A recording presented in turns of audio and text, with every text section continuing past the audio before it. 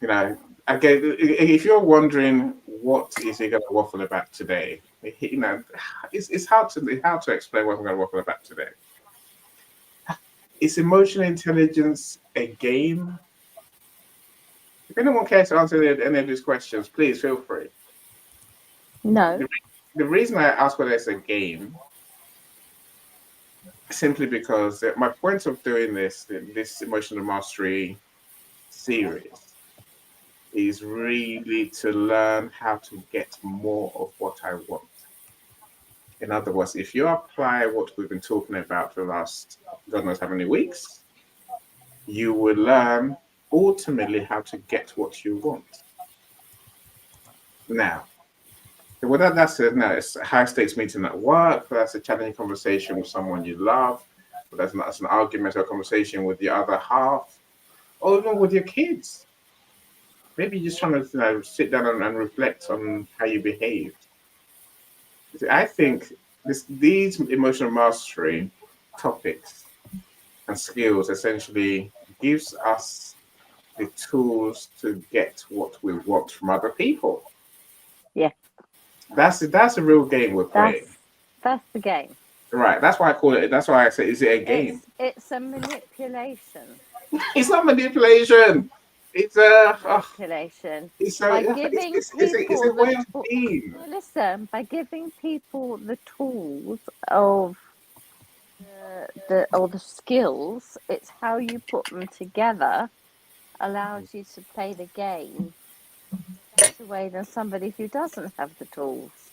So if you want to call it a game, then there's always a winner and there's always a loser. And if you're going to call it a game, then you out manipulate the other person by winning. So, put me on a table and I'll play Monopoly and I'll win. But if you want me to talk about manipulation, that's And what you're talking about. I know you're a cheat. You love to cheat and monopoly and at all games. Everything. Let me No, actually live. everything, Annie. If Yes. I can cheat, I will.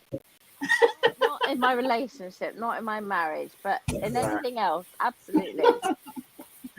Peter, Under the welcome. table, Yeah, Peter's streaming from Ghana. Professor Roxana, you in the studio. And anyone else who's here, drop us a comment. Say, I'd love to welcome you properly. Just say hi or say where you're joining us from. And then I can at least welcome you with all the enthusiasm and appreciation that you deserve. Right. Come back. Let me come back to the point, Paulette. I think whilst we're trying to get what we want by doing the right things, and be very careful the words I use, my friends, right? Ultimately, there was a better place when you get what you want and I get what I want, right? Now, win-win is a game that yeah, it's not yeah, win-lose. Like, as you just explained, I think win-lose can end up in a mess, whereas win-win is it's part of mindfulness. It's part of being having a positive attitude to life and a positive mindset. absolutely, yeah. Way of looking at everything, right? So yes, this is ultimately about how we win. If you can manage your emotions, more chances than not, you will win and get what you want. That's why you want to pay attention to what we're talking about. If you've Can I missed, can I add a different perspective to that? of course you can. Of course you can. So I understand the analogy. I understand what you're sharing.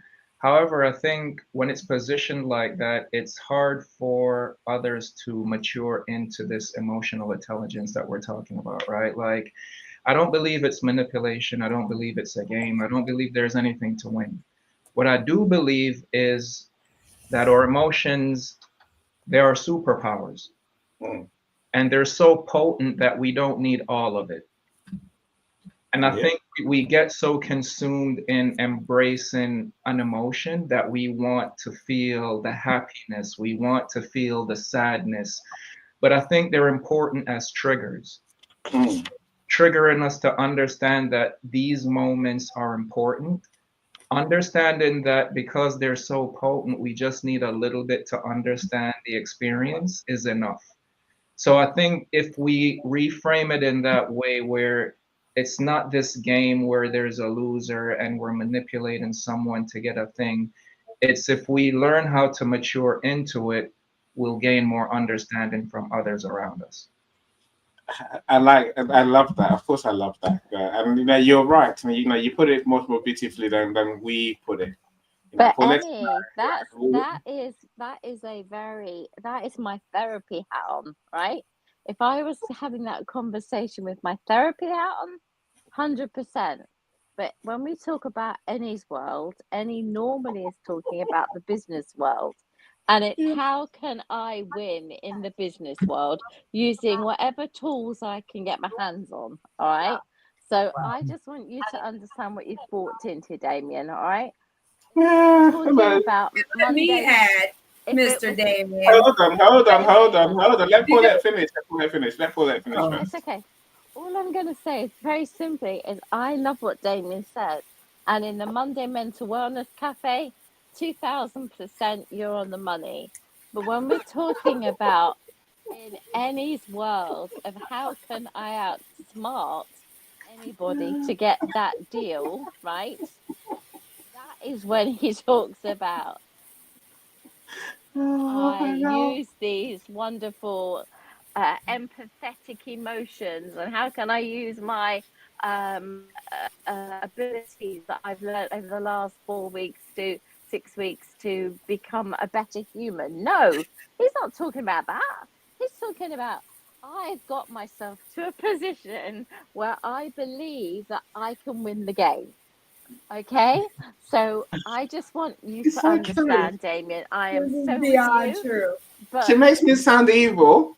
Don't believe a word. That's what I was Yourself, piggybacking off of. That's exactly what I was piggybacking off of, was because when Damien had come in and we had first started talking in that green room, and I was just listening. I wasn't even on camera. I was listening, and we've never met. So when I'm hearing them, I'm like, oh, this person, what they were saying, I was like, oh, we vibe, we align. And so Damien, yes, Paulette, you did. So Annie is a different breed, just like you're a different breed and I'm a different breed.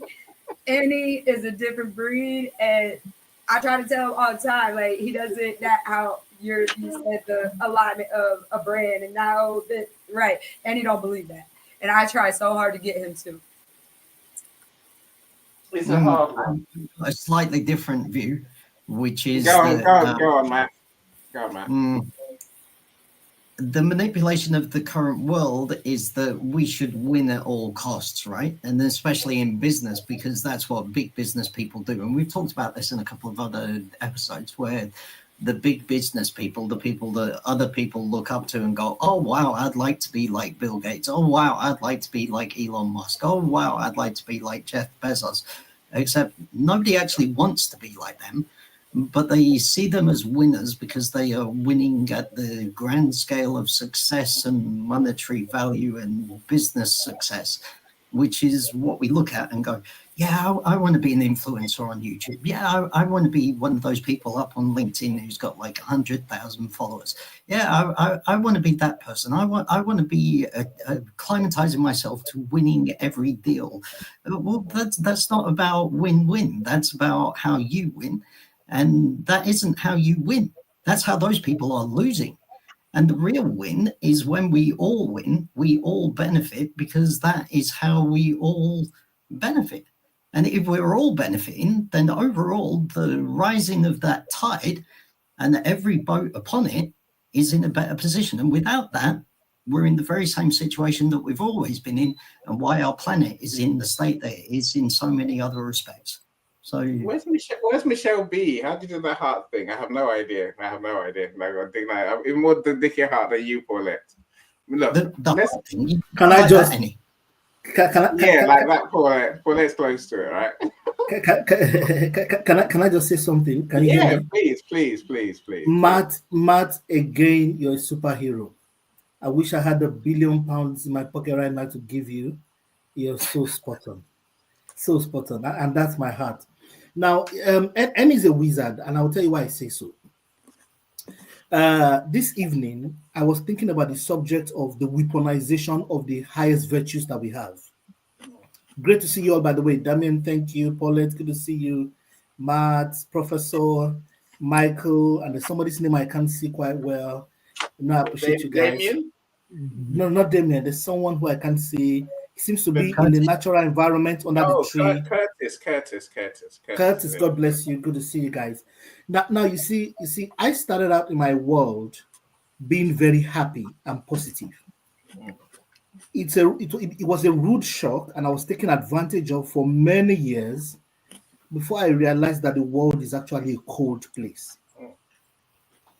And there are people who have mastered anything at all, including kindness. You know the virtues of the Bible: kindness, love, joy, all those things. There are people that have learned how to weaponize it. For example, they know you want to be kind. They know you want to be full of joy. They know you want to treat everybody fairly. Then they begin to permit my use of English, a lot of bull crap at you because they know you are under a personal oath or a personal desire to be kind. It's the weaponization of toxicity. And I'm trying to say that the first point I'm making, Damien, which is to your point and Annie's point, is that anything can be weaponized. Yes. Anything that is good use can be abused. And we live in a world where kindness may be tough love. I'm saying that like an African. I didn't say love. I said love. Love is like an African boy speaking. There's some brutality to that. There are occasions and moments you can't love people to death. We also live in a world where we can't even tell each other the truth anymore, where political correctness is superior to kindness. And if you tell people negative news, you are seen as unkind. Those were the themes of my thinking this evening, as if Annie again in his wizardry picked that vibe up. But at the end of the day, emotional intelligence is supposed to make us masters of creating a better world. What master there means the more matured party, one with a better weapon for coping with the negatives of life, knowing that negatives are going to be thrown at you.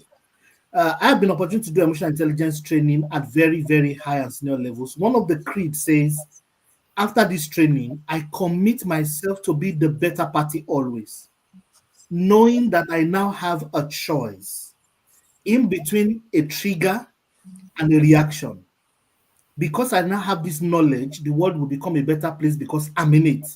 I'll be a healer, I'll be a carer, I'll be a lover, I'll be the elder one to say, I apologize first. The problem is that in real life and in business, people weaponize this against you.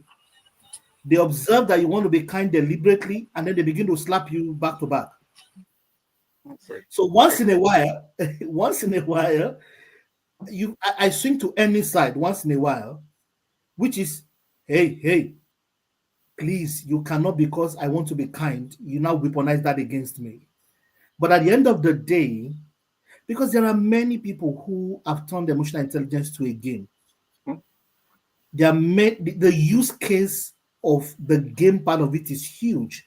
Just observe people. The same guy shouting emotional intelligence and kindness is the most unkind person in conversations, the most brutal, underhanded person, the most mean person character-wise. And the guy starts emotional. So you find yourself applying it for game.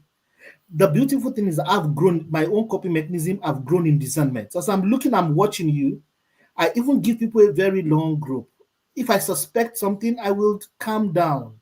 I'll let the person land at their final bus stop. Generally, if you keep watching, people will land at their final bus stop. You will now have to choose again. The key is you now have the capacity to choose how you will respond, not react, and how you will help them get better and make the world a better place, which is the original tool itself. So that's my point there. But thanks again, Annie and everyone. Thanks, Annie, for bringing this up. You mirrored my thought this evening. I say thank you. You. I guess collectively you've explained my dilemma. Why I asked the question I asked right at the beginning. Because I think it's an important one. And Coach, I think your point about, I'm not saying that we want to be pushovers. We don't want to put pushovers at all. That's not the aim, right? People are playing this game on us every day, right? Those that succeed, the Bill Gates, those at the very top of business, the very top of anything, they play this game cleverly. They get what they want because they manage their emotions and other people's emotions too. Do they exploit people's emotions? Maybe. Look at Trump. He exploits emotions every day, right? Really, he's doing it in front of all of us, and we're like, "Oh, you're a clever man. You're a monkey." Yeah. I'm looking at him on my TV, by the way. So it does nothing for me. I'm saying we have to learn how to get what we want. And yes, we can do it by going for a win-win, but ultimately, your goal, your happiness, my happiness, as Paulette explained, my happiness depends on me winning the games I play, right? I'm not going to hide it. That's how, when I win, it gives me joy. And let me tell you, I start playing the game from the moment I meet you. From the moment I know you exist, I'm playing a game. It doesn't make me evil. It just means I'm very clear about my goals. I'm clear about what I'm aiming for in life. You should be too. That's what leads you, right? Yeah. I'm listening. Oh, sorry. Hold on, man. Let's hear from Damien now. I'll come to you, man. Oh, sorry, man. So what I'm hearing is this, right? I think to agree with the group, yes, there is a game. However, the game and emotions are two separate things. So we have to either one, figure out what the topic of our conversation is. Is it about playing games and winning chips and playing Monopoly and winning? Like, that is a completely different topic. Because here's the thing. Our emotions, in my experience, is a state of mind. And what I mean by that is, in bringing together what we're talking about as a group, yes, I do agree that there is manipulation in every facet of life, from religion to corporate America. It is there. I agree with that. Once we've matured into the person we would like to be, emotionally intelligent, these things don't faze us. We realize that there is a lion in the room. We realize that there are sharks in the water. If we start investing emotions in it negatively, we lose control. And I think that's what we're talking about, right? That the minute we lose ourselves in these moments, are we getting played? Yes. And if that's what we're talking about, I do agree. So aside from it being a game and winning and trying to achieve things, I think the topic is, how do we stay centered when we're faced with these hard decisions? Yes. Look, you're a more noble man than me. Right? I think that the bit I would take forward from the point you make, Damien, is, I guess I'm trying to get us to manage triggers better. That's the thing. We must learn not to react to situations. We must learn to respond. That's why I'm quite happy to admit, we have to be very choosy. You have to be very deliberate in how you respond to any situation. And that goes to say, from the moment you meet someone, from the moment you have an idea, and it starts involving people, you start playing the game of being intentional and not letting things trigger you into a response that you like. Look, when we are triggered into responses, when we're triggered into reactions, should I say, we almost always regret the thing we do in haste, the thing we do without thinking. Almost always.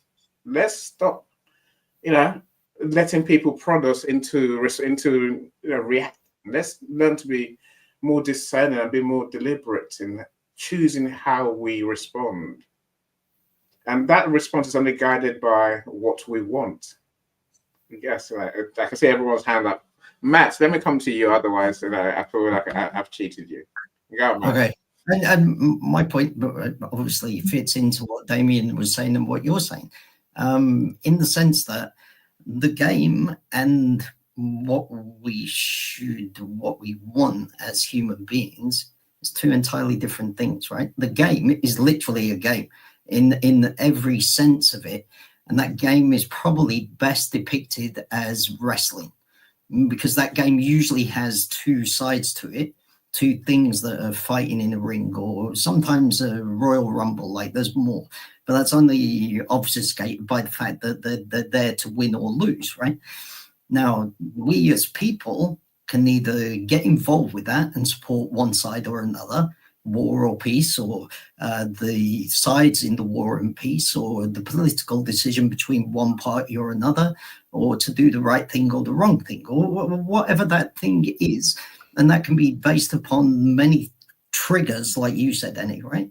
And our purpose in life for the people who are running that wrestling match is to participate. Our purpose in life for them is to provide them with the money, usually taxes or the money that we pay for products and services. And that's what we contribute. Or in the extent of war and peace or medicine that kills people off and such like, those costs are not the costs of our tickets that we are paying with taxes and money for goods and services. Those are the lives of us and our children and the families and people of the world. And realistically, what Damien was saying is entirely correct. We need to look at this as what we want as human beings, what we feel is what is important, not the competing in their game. And once that we realize that that is a game, like Damien was pointing out, we can focus in on what our emotions are, what we feel, what we want, what we desire, what we really need, which is peace, which is a world that benefits everybody, because then we're not in competition with each other. The game is then against us, against them, rather than us against each other and fighting these pathetic battles that really just benefit them. The people who decide who wins the wrestling match, not the people in the ring, not the argument in the ring, nothing like that at all. It is literally, and it is clear to see in the world today to many people, myself included, and some people not. And some people might look at this and say, well, yeah, that Matt Allen is wrong. Well, again, that's your perspective and no problem with that. I don't have a problem with anybody's perspective. This is my perspective, which is it should be us against them until they give us what we want. Because what we want is what they should be giving us, because they're the very people who promise, who swear on their life that that is what they're going to give us, which is peace and love and joy and kindness and happiness. Look, I get it, Matt. I think I get it. Paul, I'm going to come to you next. Again, I was having a conversation earlier today before I started the show, right? Wouldn't the world be nice if everyone had that emotional mastery where I want what's good for everyone? Yeah, I want what's good for you. You want what's good for me. Wouldn't that create a glorious, happy world, right? That's just not how the world works. I want what I want. You want what you want. And hopefully there's a middle ground somewhere where you can have what you want, but you have to be. And this is why, in case you're wondering, Damien, it's why we talked about motivation halfway through, right? Now, your intentions, your values, your goals have to be what directs how you respond and how you act and how you feel almost. Otherwise, we are just feeling and doing, and what's the point? Maybe there is some sort of solace in today's conversation where if we learn how to manage social situations, interactions with other people, social skills in other words, then we do create a happier world for everyone. But don't be fooled. I care about what I care about. I care about what I want.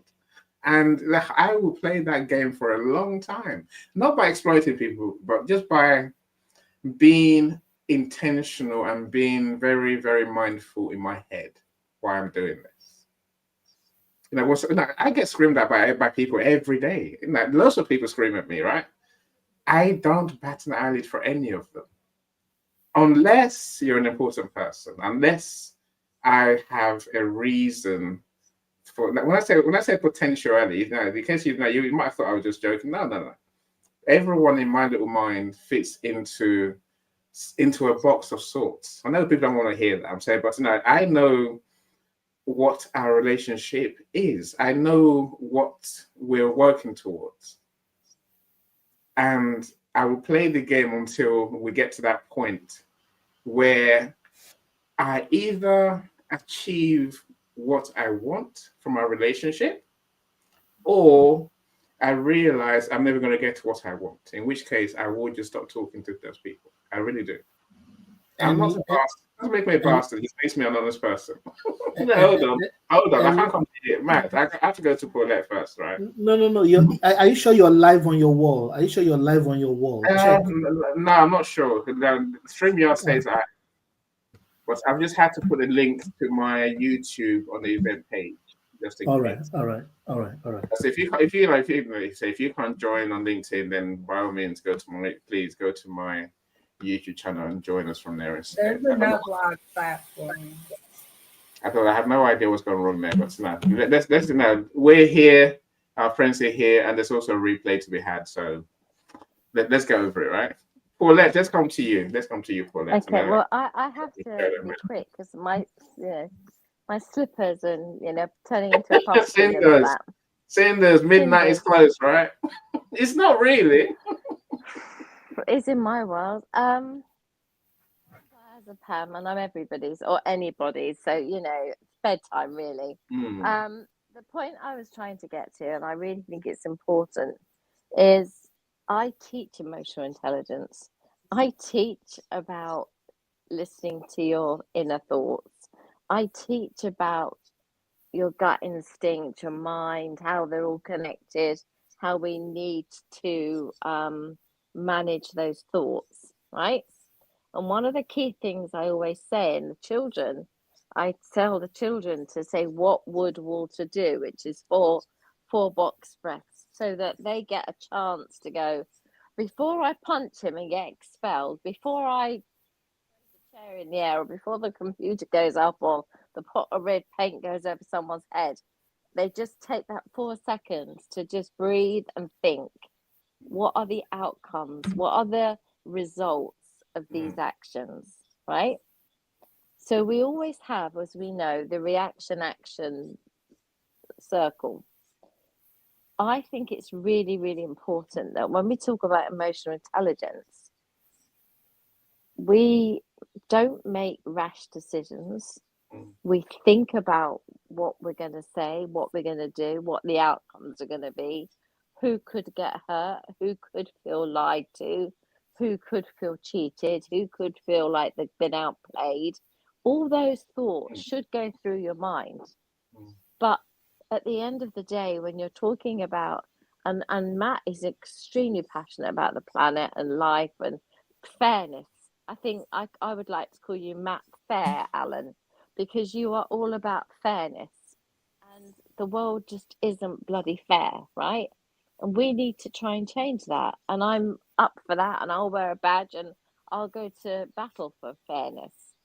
Fairness, love, kindness are the things that I live by.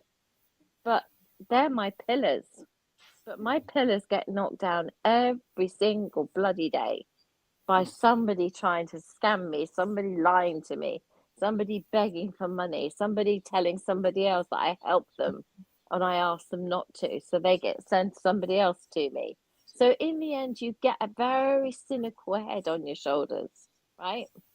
And so what I would say is this: I believe in love, kindness and fairness, 100%. I believe that we should all think before we speak. And we should all have the other person's feelings very much at the front before you open your mouth. Because if you're going to hurt someone, then that's not right. And when we play the game of winning, I play the game of winning because I outsmart you. I don't hurt you. I just outsmart you. I outsmart you because I'm smarter than you, right? Is it outsmart or outthink? All of them. I can outthink you, I can outsmart you, I can outplay you, I can do all of them. But I don't want to, because that's not what I should need to. I should be able to bring my credentials along, and they should be sufficient for you to say, I'll choose you because you look like the sort of person who does all these things you say you do. But what I find is people come to these rooms and they say all these wonderful things about what they are and what they do and what they are and what they will do and what they won't do. And then you go look on their profile and you see their responses to other people, and it's like night and day, right? You know I'm telling the truth. The different person. Completely. People, exactly. Whereas I'm afraid what you get with me is what you see is what you get. As Michelle knows, bless her. But the point I'm making is this: we really do have to up our game. We have to be more caring. We have to be more considerate. We do have to be more compassionate. We do have to look at every single person's reason for being the way they are. Have they got triggers? Have they got traumas? There's lots of different reasons why people react the way they do. And if we don't know them, we could react in a really, really unkind way. But the point is, Annie, if we are talking about a game of business and winning in a business scenario, or if we're talking about life, they're two very different things. You know that, and I know that. Bezos and all these big, high-flying, gazillionaires weren't the ones sitting there thinking, oh, I do hope I didn't hurt their feelings when I sacked them. Because they just sacked 5,000 people without a blink of an eye and opened a factory in Taiwan, right? You know, the difference is that I could never do that because my heart would be in a million pieces. I couldn't do it, but they can. So I agree with that 100%, and I think you said something that I want to address, right? You said your pillars get knocked down often. I think if you have the pillars of trust, honesty, and all the things you've mentioned, those pillars, they get pressured, but they never get knocked down. There's a distinction. And the thing about going back to the game is this, right? Think about Monopoly. I mean, I'm not sure if there's any Monopoly players in the room, but have you ever seen the banker lose at Monopoly? No, that's why Paulette's always a banker. The banker never loses at Monopoly. So if you think about that as a concept, right? The minute you surrender to it being a game, you've already lost. And what we don't really understand is we don't need to engage. We can create our own game. Self-sovereignty is a part of emotional intelligence and understanding that if you don't like the board that you're on, create your own game.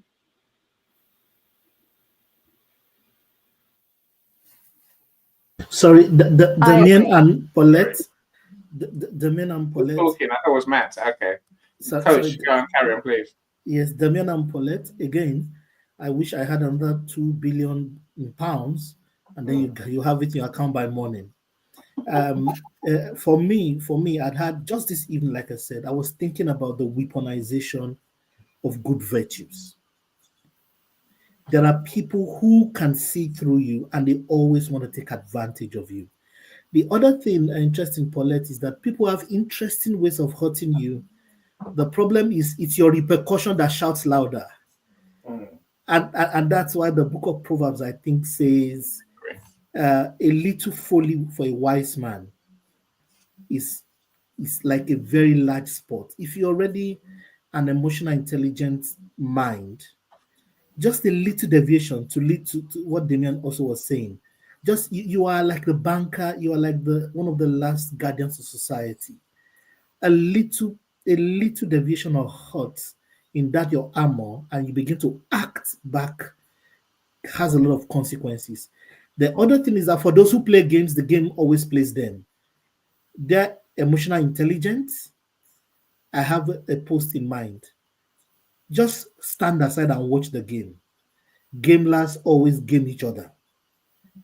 Just with a little patience, remove yourself from it because they are hurting. There are people who have been duped before, who have been hurt before, and they've not forgiven those who hurt them. So they are looking for who to bleed on.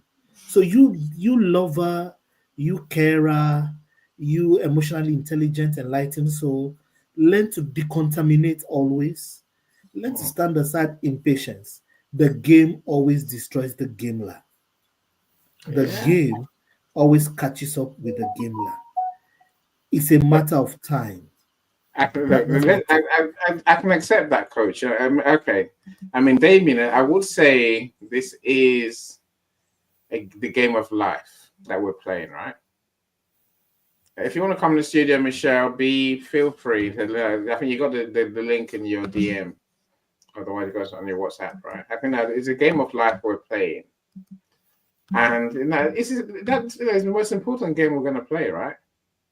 So let's learn some of the rules. Let's learn some of the tools, the skills that can help us to play that game.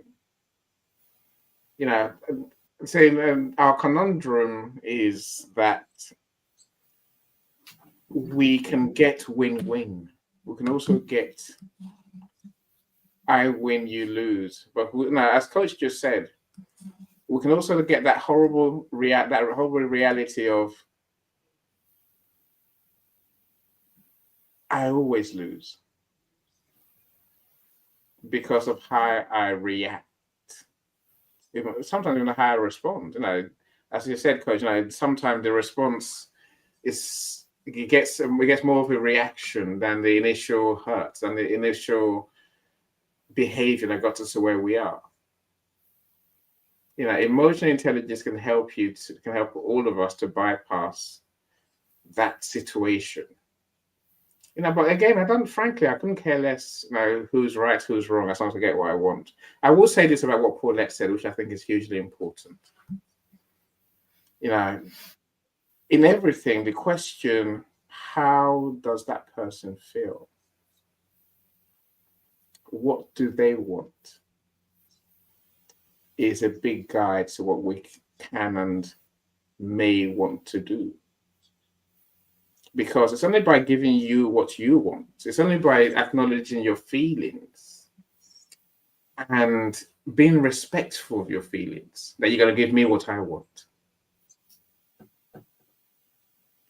Okay, and I do want to hear from Professor Roxana and Curtis in good time. And I think that's the trap that I'm trying to have us avoid. Mm-hmm. If we surrender to the feeling, the emotion of the thing in the moment, that's when it really gets explosive. Yes, it gets messy.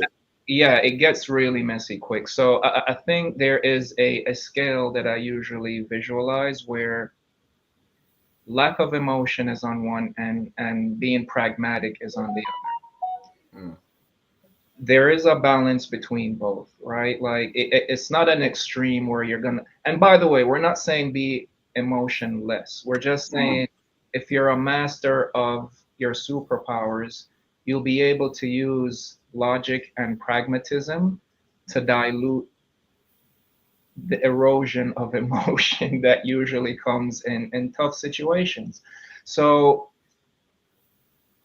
it's almost a stoic approach to understanding that using them as a signal will help you understand the situation that you're in or that we're in, and having the ability to not strike but to support, because it's not to give you something because I feel like you're going to be happier, because that's an assumption and we're both going to lose. It's really understanding why we're in this situation and is there value being exchanged. Yeah, again, I can accept that. I guess our topic today, and maybe the bit of our last time talking about empathy. It helps to understand. It helps to have the ability, as Paulette mentioned, it can sound very fleeting and impassive, but it's not impassive. I think this is a central part of the conversation today, and emotional mastery, really, especially when it comes to social skills. It is that question, how is that person feeling? So we need to actually learn to ask the question. And then wait, either we're going to get an answer from them or we'll have to analyze our answer from the conversation we're having. Does that make sense? I hope that makes sense. We need to learn to truly, it's not just ask a question, maybe it's also care how they feel. Now stop in whatever we're doing, ask the question. Now ask yourself, do I know how they're feeling? And if you don't know, then we have to ask them, how are you feeling about this situation? And then we can begin to ask, what can we do to help you to get what you want?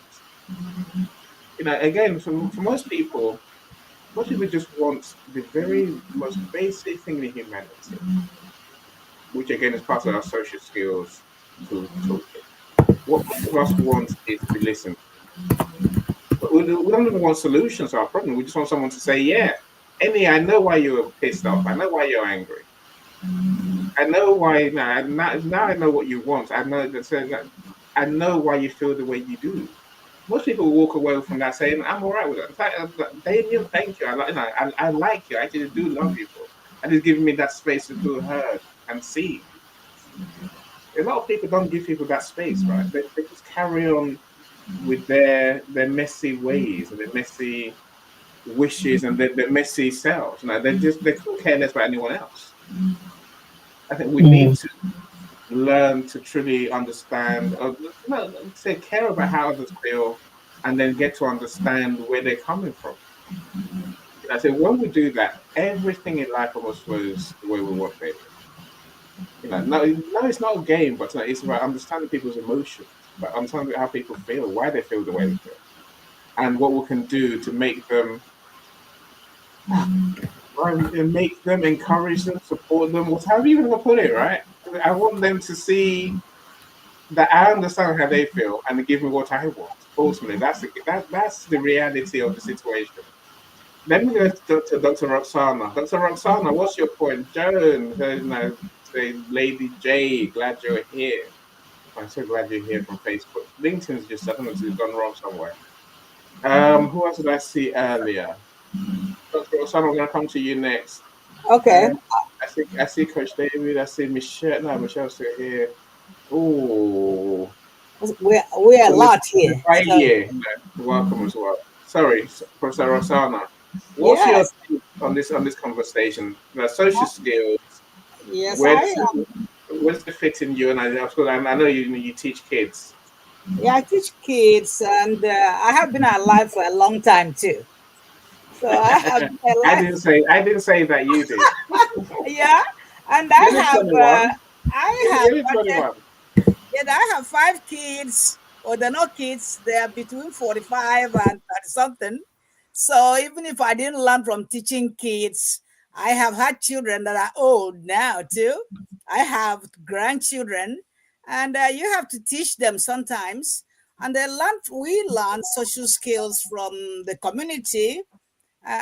We have to communicate with others and see actually what we have to learn by intermingling, staying with the community. I agree. It's learned by interactions, because you will never know that what others want, and how can you not offend somebody by interacting with them, and actually by them saying if you offended them or not, but you may not know, because you may not know, you're not a mind reader, that you probably offended somebody. And if you did, how can you make it better next time? So you can seek feedback, practice empathy, and then because it's actually caused by lack of practice. If you have been practicing, what's going on? But suppose we are here in America. It's all right. I'm just turning the microphone, Michelle's microphone off. We'll come back in a second. So if we are here in America, when I came here, it was like a culture shock, because I didn't know. Even though I came from somewhere, I was an adult. There are things I didn't know how to behave about, or how to. So I have to ask, or somebody has to tell me, okay, we don't do this way. So sometimes I think that if you feel you're offended by somebody, you can find a way of communicating that without, and the person I know will say, okay, I am so sorry. I can do that better next time. Because sometimes you don't even know what some people are going through. They might be acting out of what they are going through. So, but anyway, some problems are caused by lack of practice, social anxiety, poor emotional awareness, because the person may not know, and cultural differences, negative past experiences. Maybe it's sometimes there was a woman I worked with. She always says, if I do this, please pardon me, I have been hurt a lot of times. Did you hear that?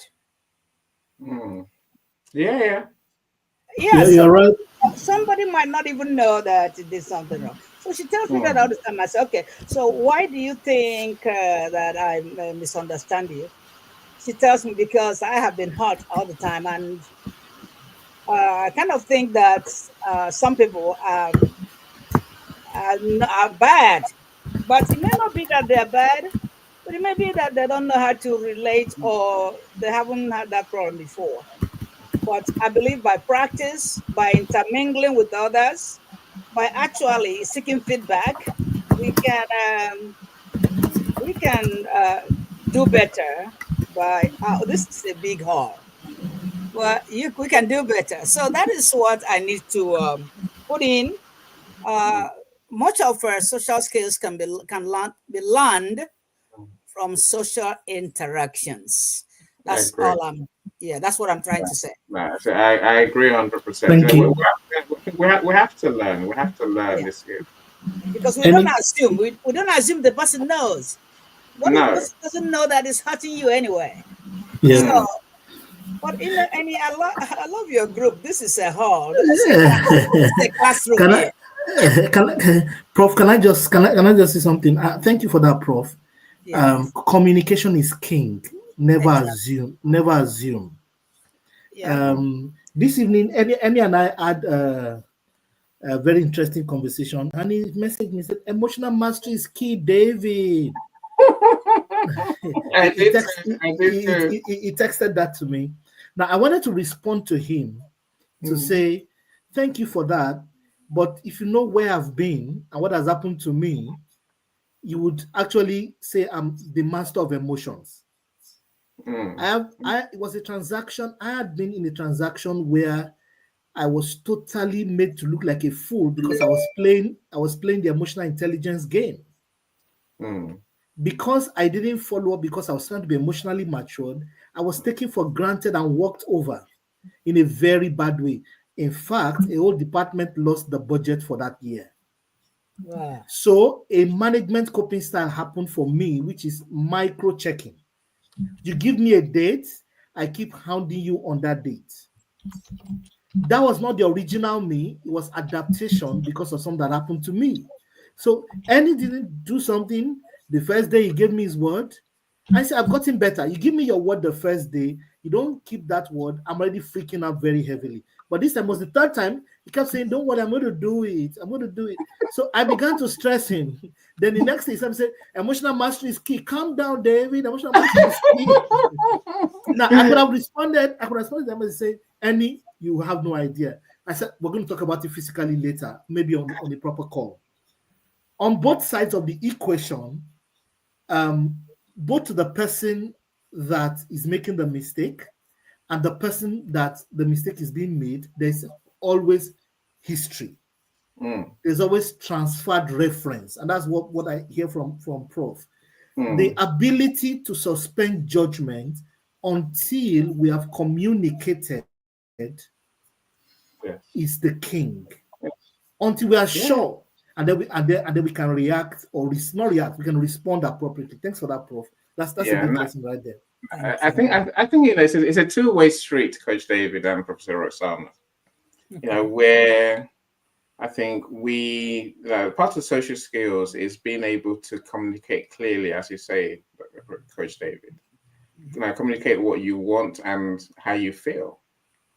And the flip side of that is also being able to understand when someone communicates what they want and how they feel. There's two sides of the same coin, right? You know, going back to Coach David's point earlier, you know, I knew exactly how he felt because I've done this long enough and I've listened to him long enough. You know, when I said, you know, emotional mastery, and then I sent his report, the next message. That's, you know, that's me saying, I get it. You did that. I You did that. get what you're saying. Yeah, I know. So that's how I brought peace to our situation. I'm saying, you know, if I did not understand how you felt, then I would argue with rather than just doing the work I had to do, right? So, you know, you know, we'll find a happy place. You know, I think, you know, feeling offended is a point, Professor Roxana, that I think we need to probably dive more into. You know, because the simple reality, people do what they do, maybe for the, you know, for the reason that we're talking about. They're chasing their own interests. And many of the reasons Professor Roxana mentioned, people those who don't know just don't know. Michelle, I'm going to come to you next to talk about why some people struggle with understanding how others feel. Why people struggle with dealing with social cues that we all take for granted. So I think it's important. So some people just don't know. But you know, we need to find a, you know, become better at communicating. But this all goes back to everything we've covered in this 10 weeks, right? If you don't know how you feel, how can you communicate that? And if nobody I'm sorry, but if nobody told you, and you have no way of reading somebody's mind and finding out actually, oh, is this person mad at me or something? Because you can actually say, okay, you can make it up and be sorry or whatever it is, and learn to move on, find a way to fix whatever the problem is. But I don't think assuming that people know what you think, because we're never mind readers. That's what I think. That's never going to work, right? It's never going to work. Now we need to be better communicators. Yes. On both sides, how I feel, saying how, you know, trying to understand how you feel when you communicate it to me. And sometimes the reason part of the communication problem is that a lot of how we feel, especially in social settings, is non-verbal communication. Unspoken word. Body language. Yeah, so we have to learn, and even tone. See, but all of that is ruined. That's all of that is. It's affected when we do stuff online. You know, the power of an email to truly upset someone is remarkable. Yeah. If I say the same words in some emails to you in your face, you'd be like, I get it. And in an email, you take offense. You're like, how dare you say such a thing? My coach just mentioned it very in passing just now in a WhatsApp message. I'm saying that's amongst friends, let alone amongst strangers, right? You know, I say the miscommunication potential is so huge these days. And you know, some people. Sorry, I put into you. I have a joke. Please, all protocols observed. Forgive me. The word flash. You know, when GSM, Global System of Communication, came in Nigeria, the word flash means, Professor will agree with me, I ring you because I don't have enough credit. You call me back. Yeah. Flash call.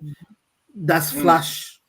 But the word flash in the West and developed economies means that a lady is trying to seduce you or something by opening her clothes to you. That's flash. I go for a conference in South Africa, and a lady is a friend of mine that was in the other. So the guy just said to the lady that, "Did you flash me?" The conference went out of. Look, it became a big issue. That's culture shock right there. Oh my god! Oh my god! The guy was crying. The guy was almost crying. You could see him almost say, "I'm sorry." In Nigeria, it means just to call. Say no. Are you saying I'm trying to? Do you know the kind of person I am?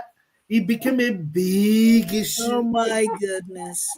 So everybody had to go and look into the books, into the dictionary. Oh, you don't say flash within Nigeria. It's okay. Once you step out, you don't say flash. You say, "Did you call me? Did I miss your call?" As simple as that. And it's total It's like the one looking at CCTV camera. Trying to see whether he did flash someone. No, but Exactly. That's what I was saying about acculturation. Because the way we do it in my social circle right there, down there, it is not the way it's interpreted here. So some things I do might actually convey another different, totally different something over here. And then I think that, so sometimes when I came, I was new here. I'm sorry if when I came here, after some time, I was employed to teach in secondary school.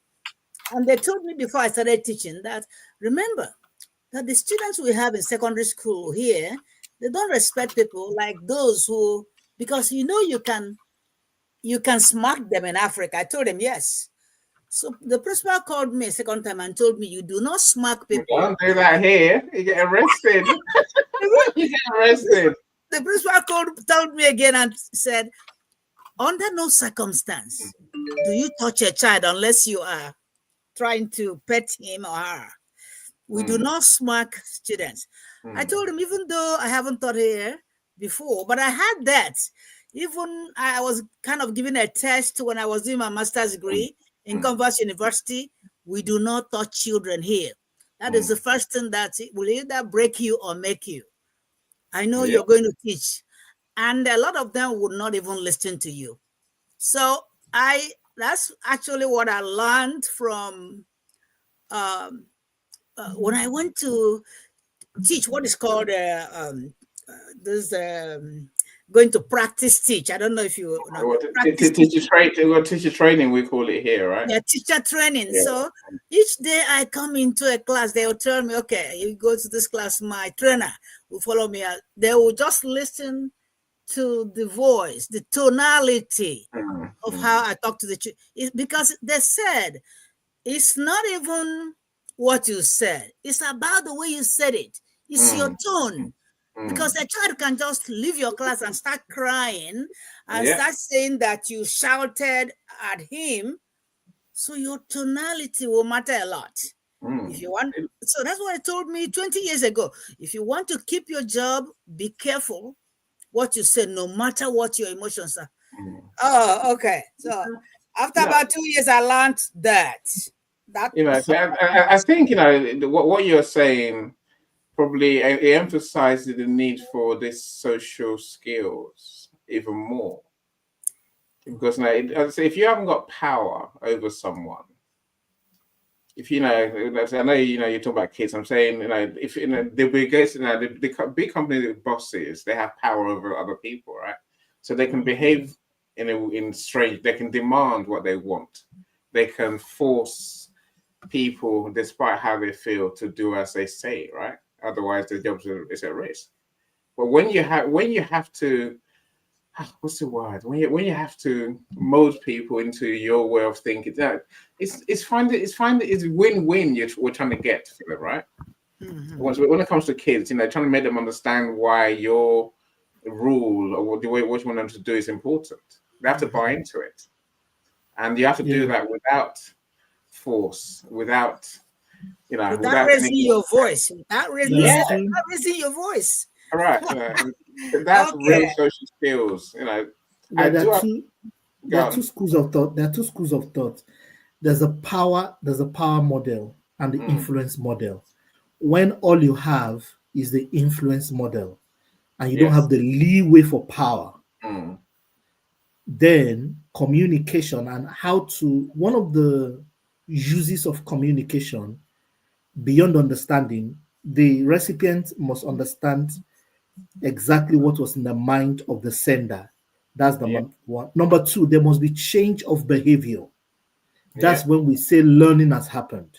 So mastering how to adjust people's behavior by how you use your own body language, voice, and all of that without being threatening is one of the keys. And there are people who do it. Movie directors do it. Script writers do it. As boring as whatever is, people still, attention span is low. People still watch movies for long. There's a whole body of knowledge around making communication enjoyable and getting people to start behaving in a new way. Advertising does it all the time. They modify human behavior. And so as community, as leaders or managers, we can also master the same skill set. So people are more willing to do in a nice way rather than co-opting, because the use case of power is limited in life. You will have to deal with more people with influence than power.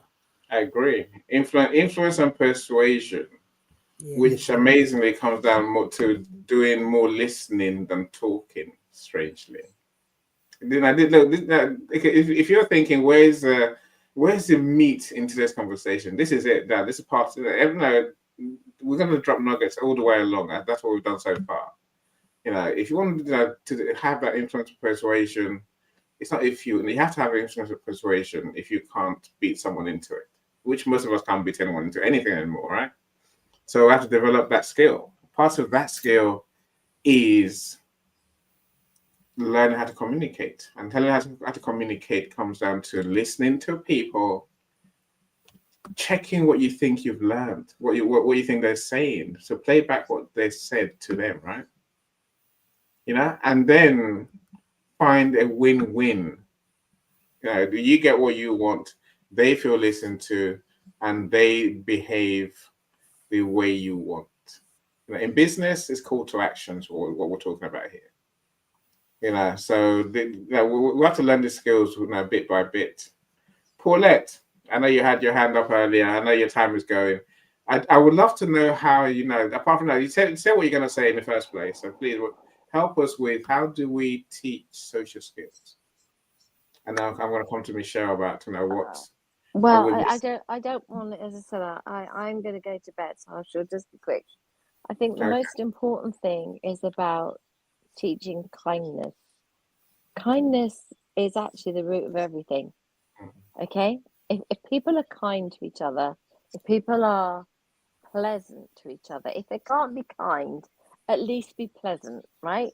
There's no need for anything other than that. And then we work from there up, okay?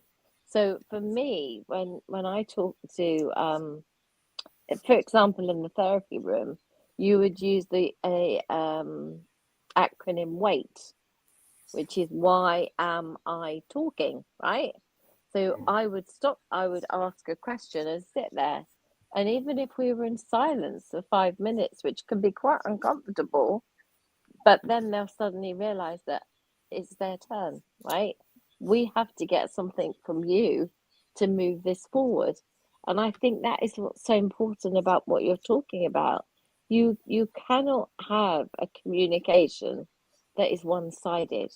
That's called a monopoly, or monopolizing the conversation. You cannot have a successful communication if all parties haven't agreed the terms, right? Otherwise, what happens is you end up with one person thinking they know the rules and the other person thinking they know the rules, and they're playing with two different sets of rules, right? That's not a game. That's back to your game again. So it's not a game if we don't all know where we stand. So we should all be looking to try and be the best humans we can be. That's the first part. And from there onwards, we can teach our children to be like us and to be better than us. If we are this, everything can be this. Providing we've given them, back to my pillars, strong enough, solid enough pillars to cope with life. And yes, the pillars will get bashed. You're absolutely right.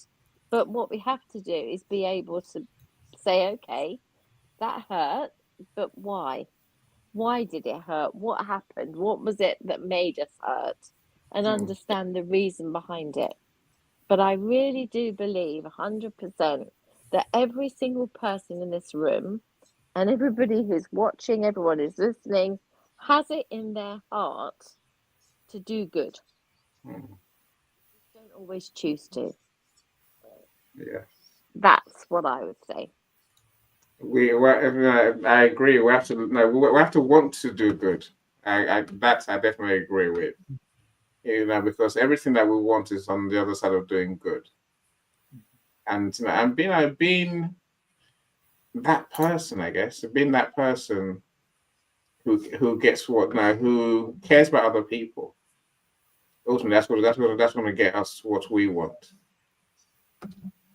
Michelle, I want to come to you next. Nikki, Michelle, and Michael, and I know Matt had his hand up as well earlier. I do want to hear from you soon, so I'm going to come to you. So I'll come to Nikki first, and then I'll come to Michelle, and then we'll go to Michael. Michelle Ramos. Sorry, before I do that, Michelle, Coach, let's talk about what this E body language is and looks like in one of. Let's talk about this next event. How's that?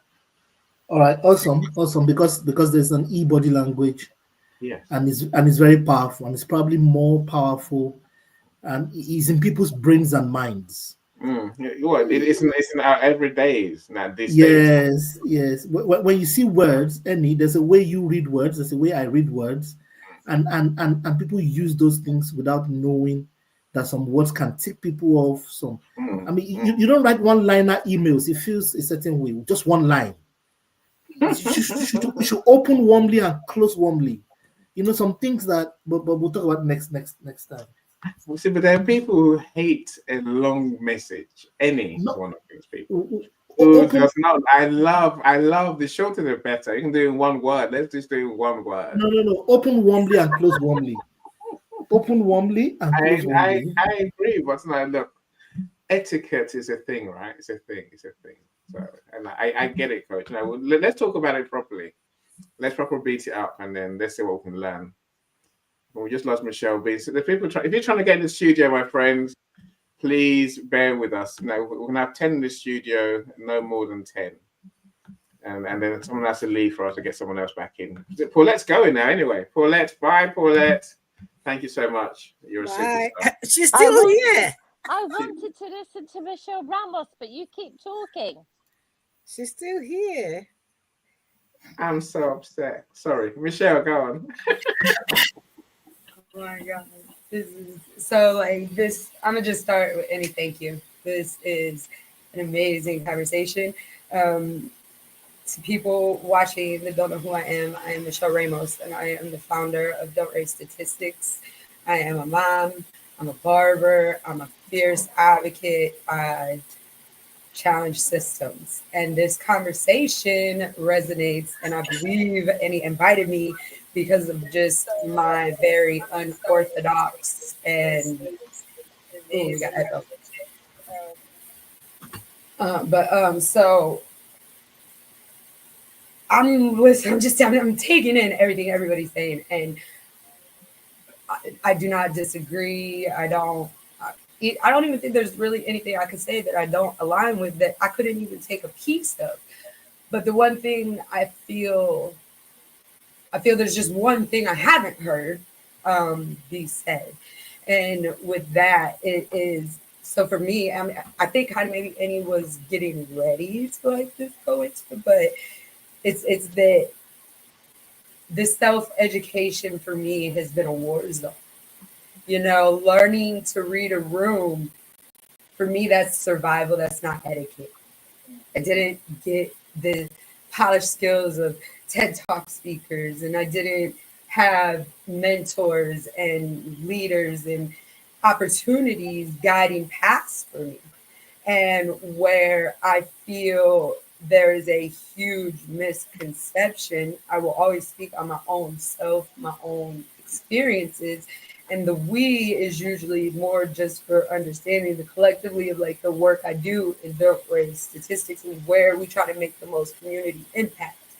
And what that is that my social skills, they're born out of complete chaos and me having to redefine what it meant for radical accountability. And I needed to be able to rebuild a foundation of unlearning taught social skills that I grew up not knowing these were unhealthy or toxic or damaging. And I had to commit to the courage and the discipline to stop checking boxes And that's what I'm hearing a lot of right now. There's a lot of conforming and reducing or making the self less than to fit what the societal norm is. And it's no disrespect to anybody that's spoken.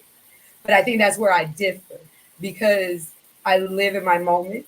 Whatever reaction may come in the moment, I will never regret it. How you said that. I know. I regret no response because I am that true and authentic. I had to learn how to do. I was trying to break generational patterns and unlearn people pleasing skills through survival, and relearn how to connect with people with authentic, meaningful, intellectual conversations. But I had to do it respecting my boundaries and allowing space for my discomfort.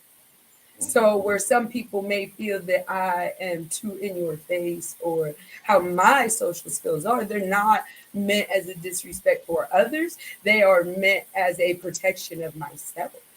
And another issue we have is that the social skills, you got to remember that you can't meet somebody where they're at until you fully know who and where you are.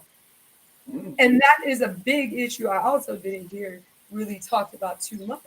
I don't want to meet nobody in the middle of any conversation, business or professional, if they aren't even secure with themselves, what they're doing, where they're going, and what they represent.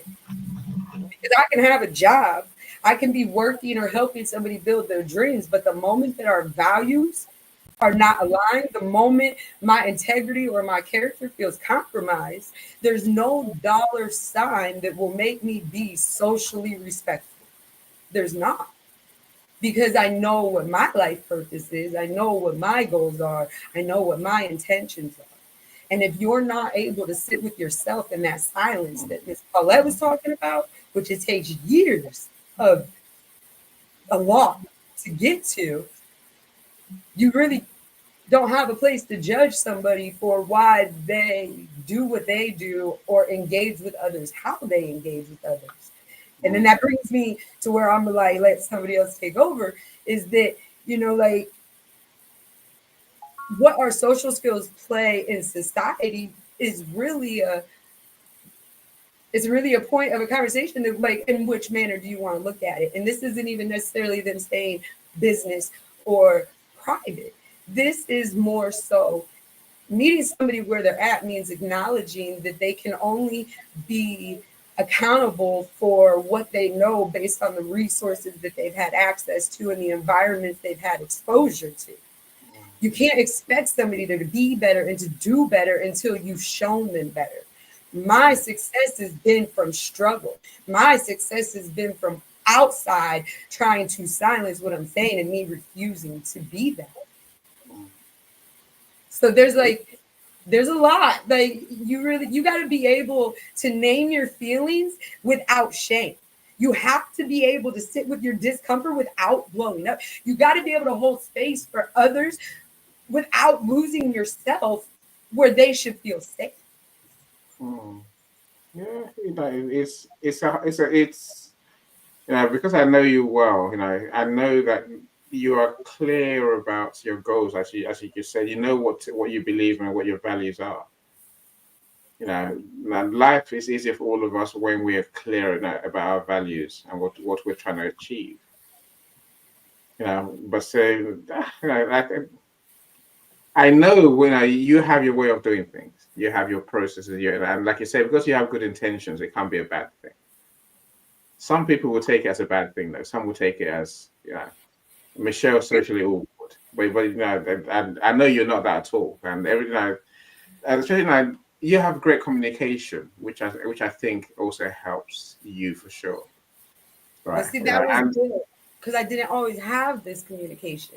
The communication I had from the social skills I was raised with created those atmospheres of me blowing up and being argumentative and defensive and worrying about what someone thinks or feels about me. mm, And it took years of discipline and courage and commitment and having the ability to allow my mind to not be just stuck and not be complacent. I have to say, this ain't okay. But then I question, well, why isn't this okay? I had teachers see me in situations that today I would have called children's services. I would have found help.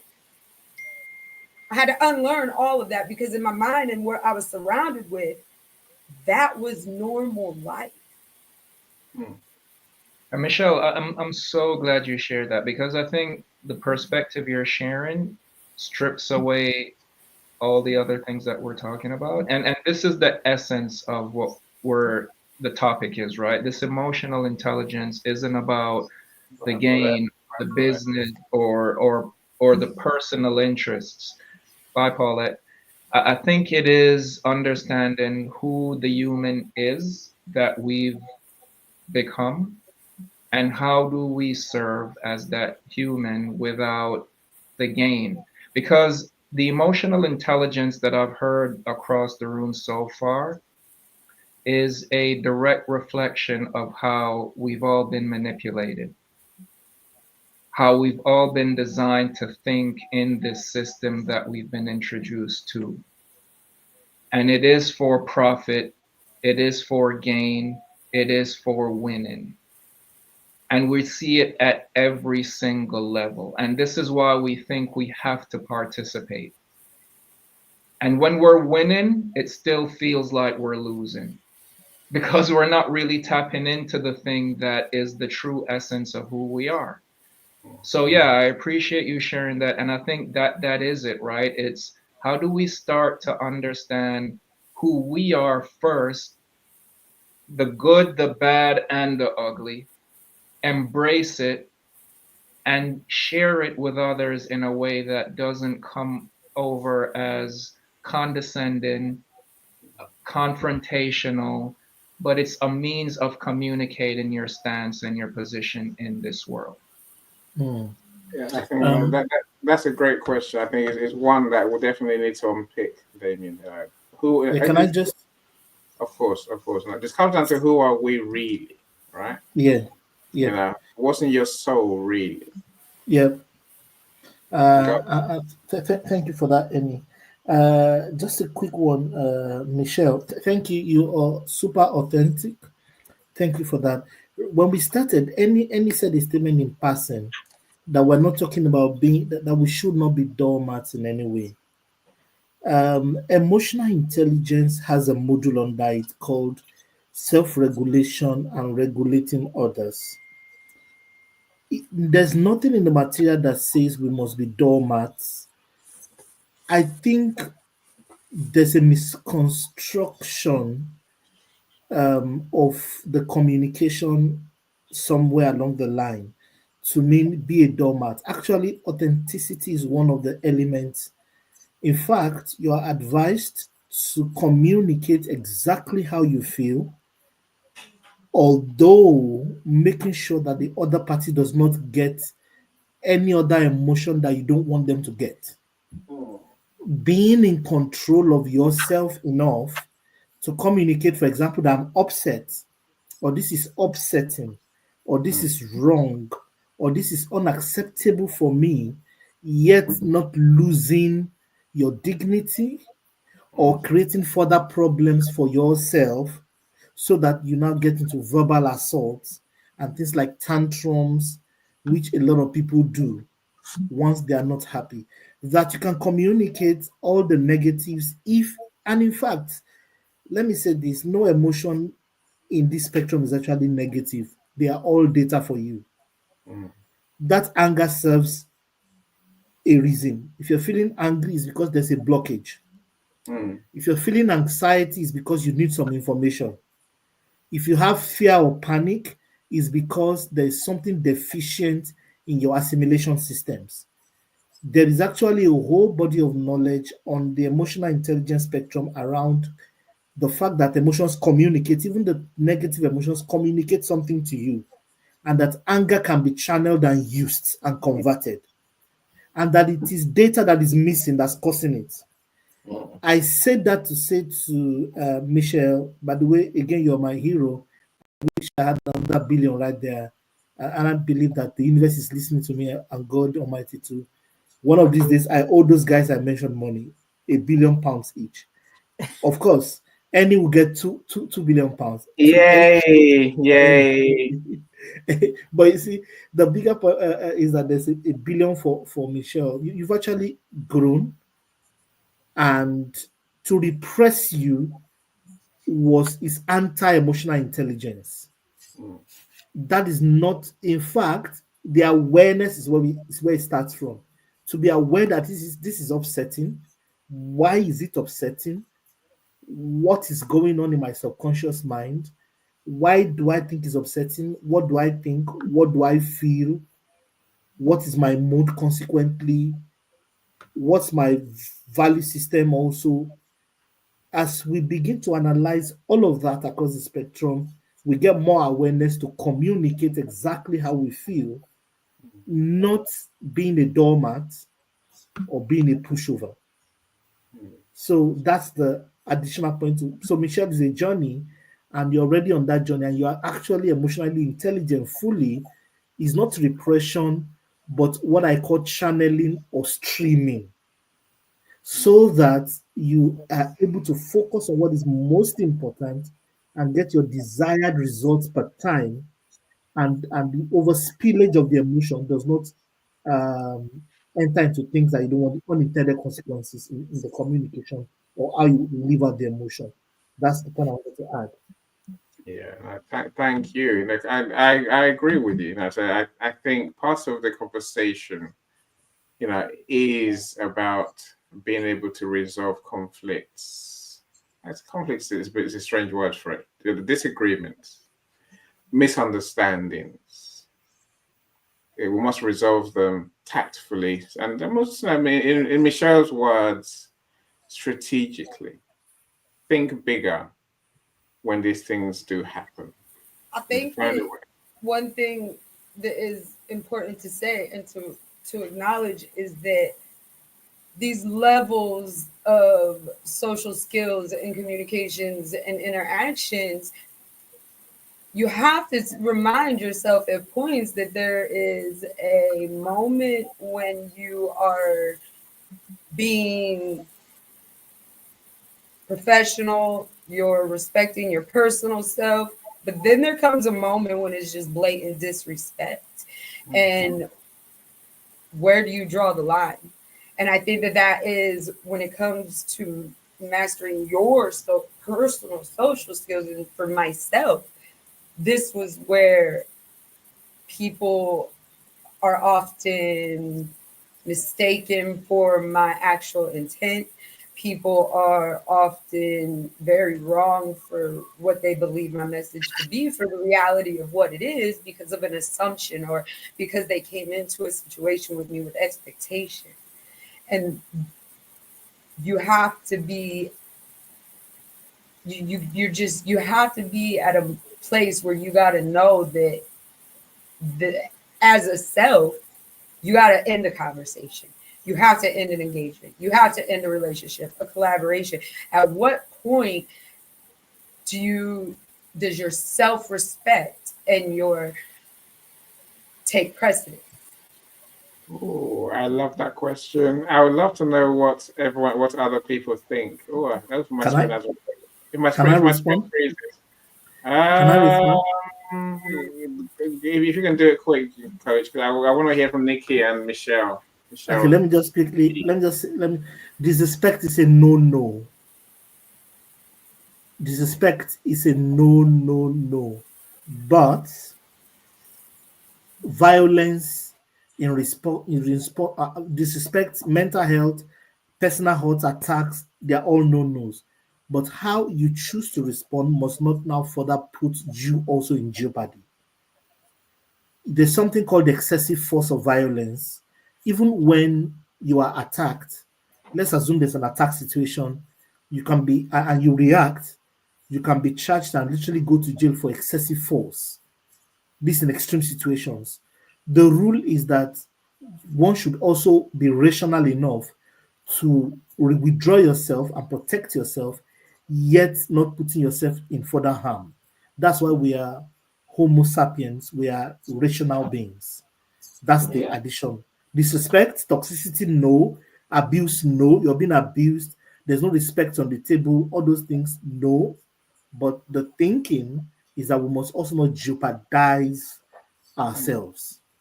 For me, I tolerate some disrespect because some people don't even know they are being disrespectful. Number two is that some people require a lot of care. I'm a social researcher, so I'm curious about disrespect. When somebody is being disrespectful, I like to watch where the game is going and permit me to what game so that I can help them better. Some people are literally hurting, they don't know they're disrespectful. I used to have a boss who was never late to any meeting. He's the chairman of the business. His name is Kobe Odushobanjo. Remarkable man. Now about almost 90 now. At that time, he was the first to any meeting. If the meeting starts at 7, he'll get to that meeting at 6:55. Latest is there a minute before 7. Throughout all the years I worked with him. But there's this guy who keeps coming late into the meetings. The man did not, he won't talk. He would just look. There's a look he had. He had this look. There's a look that you don't want to disrespect the old man the next time. He'll just look at you a certain way. You keep quiet 1 full minute stare, then he'll continue the meeting. Now, gradually, the guy got cured of that. He responded to the antibiotic of his stare. But if I was the chairman, I'm sure I'm going to talk. I'm going to use my mouth. That is, hey, you cannot be coming. I feel it's disrespectful of me for you. But the man did not talk. So the head of HR now told me that I haven't worked with him for about 15 years at the time. He doesn't talk. Your body language, that he's a master, people just conform over the years. As soon as you start working with him, you find yourself beginning to change because he will modulate you. You can't be late around him. He will look, if there's a deliverable, he will come to you a week before. Is there any problem? What can I do to help you? Then he will come another week again, another 2 days after. Then he say, can I review with you before the final day?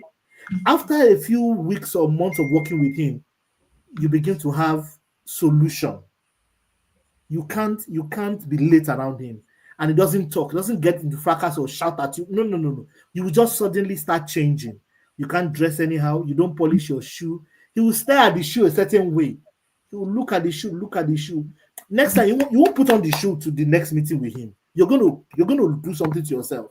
So there are ways of managing people and modulating behavior and using body language to modulate others, especially as a manager, rather than outburst or shouting, or those things can create further rebellion and further resistance and more crisis. That's my experience. Yeah, no, look, I agree with you on that one.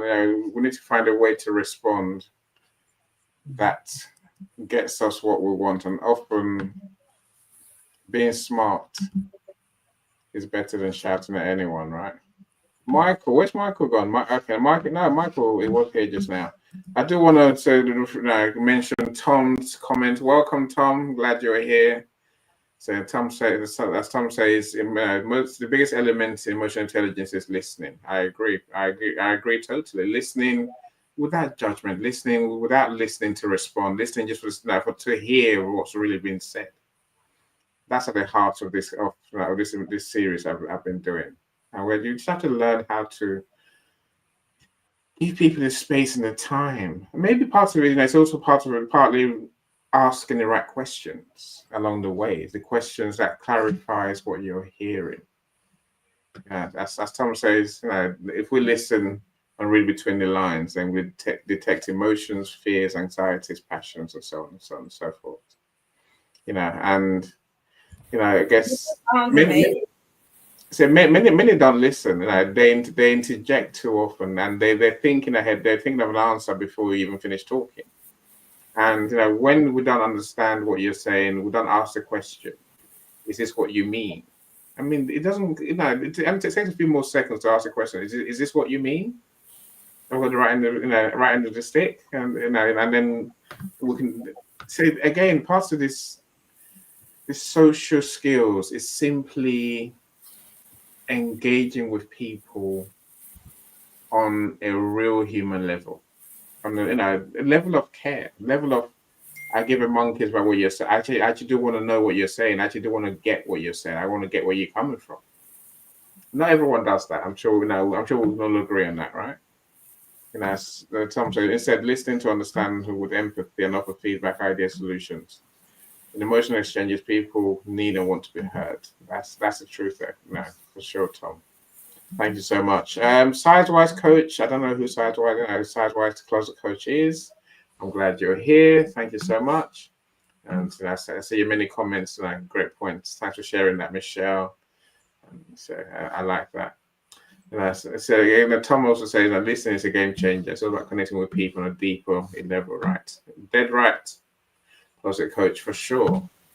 It's like I want to say is you got to listen to understand, not to respond. But how many people do you know who listen for the sake of it? No, really. They listen to respond. Before you finish talking, they're responding already. Someone will even finish your sentence for you, as if they know what you know, as if they know you so well that they know what you're gonna say. It's a balmy thing to do. Michelle, often. Let's talk to Michelle. But yeah, if you know someone well enough, even then I'll still say be careful about speaking for anyone, because they will rightly think you're not listening. They rightly think and realize that you are assuming you understand them before they've even said it. Let them say it, and then you can respond. A few more seconds doesn't hurt. Never hurt anyone. Michelle B, that deep question. I think you guys are all perfect. Where are your boundaries, Michelle? How do you draw the line between someone who's being rude and someone who is, someone who's been, or maybe even been offensive? Where do you draw the line yourself? Where do I draw the line? When my gut tells me to. I mean, I know. Yeah, a lot of people have always assumed with me. I apologize for the way I look today. I'm like Paulette. I have a migraine. Welcome to Michelle's migraine on steroids, and I hear everything backwards being dyslexic. But yes, I have picked up most of the conversation. Matt, you're an awesome person. Damien, I love you. Now I have to do all this by memory, you guys, because my eyesight's changed, and so we're actually having. I bettered my eyesight, believe it or not. Nikki Narkis, thank you. You're amazing. But people have always assumed, and when you assume, you take away someone's voice, and not only that, do you take away their voice? You already put in your head what you feel about that person. You can't take it out. And people do that to me a lot, to where that give things nicknames. We just have to listen, not listen to answer. And honestly, that's why I don't like coming on Litigant again. It's a lot. All right. I'm not a social media person because of all my disabilities. The lights, now that I'm actually on a laptop, that's why I have a migraine. And it sucks because, now I got to go. Well, actually, it's cool because we learned out what's wrong. But I'm having to switch from a little phone to a big screen with all these other flashing lights everywhere and stuff like that. And people are assuming that I'm fine. I'm not, folks. Or I wouldn't be taking the medication I had today and look the way I do. It's a lot for someone like me with sensory issues, and especially for someone that is trying to break every boundary there is and prove that we can heal ourselves, which we can. Actually, I made my eyesight better, and that's my issue right now. And I've had to train myself to use my phone because I was blind. Well, now that I have actually made myself better and better and better, and my doctors will even tell you, we don't know how she does it. But people are assuming now that I just don't care, and that's not it. We're still going forward with everything we have been going forward with. Medically, for me right now, I thought I was going to have a seizure this morning when I got on my laptop. When the lights started going in and out, and when everyone freezes, it triggers so much in through my eyes, and I've never actually felt that until I got onto a laptop. So this is a new experience for me, and we need to quit assuming that we know what's going on with other people, because honestly, we've made mental health so taboo. No one honestly knows what dyslexia is, what autism is, what, yeah, because there's so many different parts of it, and so we assume a lot. And that's why I'm here today. I want you guys to see me, and I want us to all stop assuming, and I want us to pick up a phone and text that person and say, "Hey, is there an issue? Is there something wrong? Yeah. Are you guys still there?" Yeah, we can hear you, but we can't see you. The whole thing. Now, see, my whole laptop just went off, and you guys are all black again. Oh, there you are again. See, that's what, and that right there is what triggers my migraines, my sensory issues. Why we are trying to bring back my eyesight, bring back my voice, and everything. And I don't apologize for any of it, because you know what? I'm succeeding in this, and this will help every person in the world. But I do want to make sure that you guys all understand I love you all. And that's why I'm going through this, and I'm putting myself through this hell. And I'm on a balance board 3 hours a day. On a balance board, folks, trying to open up the back door to my mind of dyslexia so I can walk and talk and see again. And it's working. It is. A quick question for you, Michelle. Yeah. All this talk about social skills. Social skills. Is it more a challenge for you? Social skills suck, because everybody's social skills suck. All right. And unfortunately, that's okay. Now you got me going, Annie. All right. When I said, I'm very good at doing what I do. Yes, you are. You are. Tell us about your social skills issues. When it comes to social skills, you guys, what's hard for everyone is none of us have social skills, because all of us have assumed and made things so taboo on this or that. Everyone's forgot social skills. Everyone forgot we can all go roller skating together and have fun. Social skills. And so honestly, when I go out and I'll twitch like I do right now sometimes, it's hard to be called a crackhead when you've never tried it.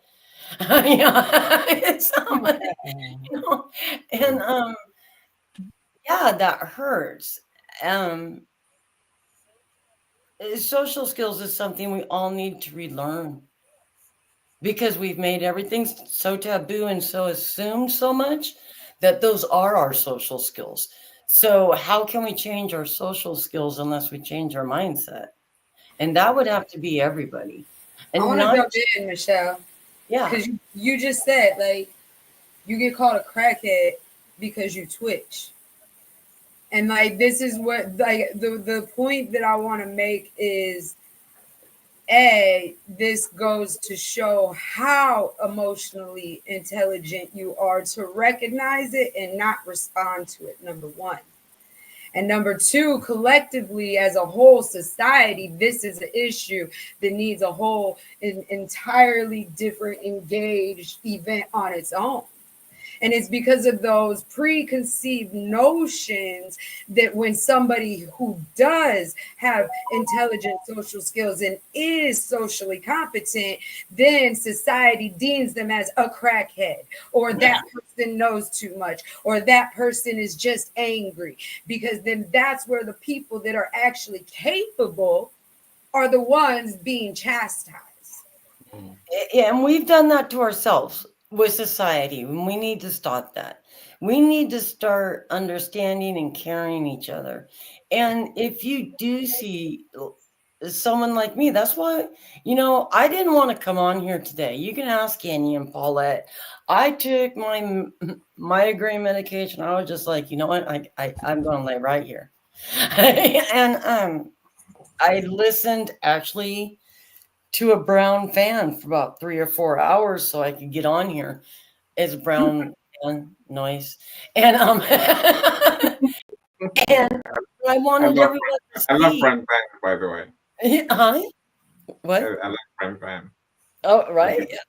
But I wanted everyone to see that I'm not hiding. I just it's hard.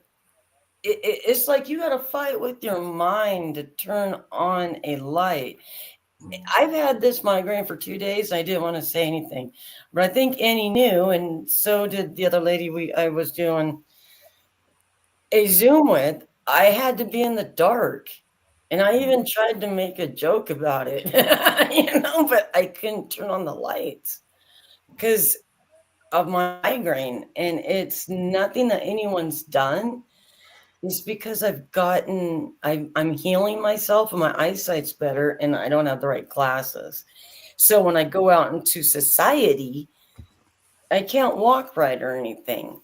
And instead of that person that used to run across the road to help the old lady across the road, now they whip out their phones and they laugh and they record it and then they throw it on social media. And that's just horrible. That's just not something I want to deal with. And I don't think anyone should have to deal with that. It creates isolation. Huh? It creates like self-isolation.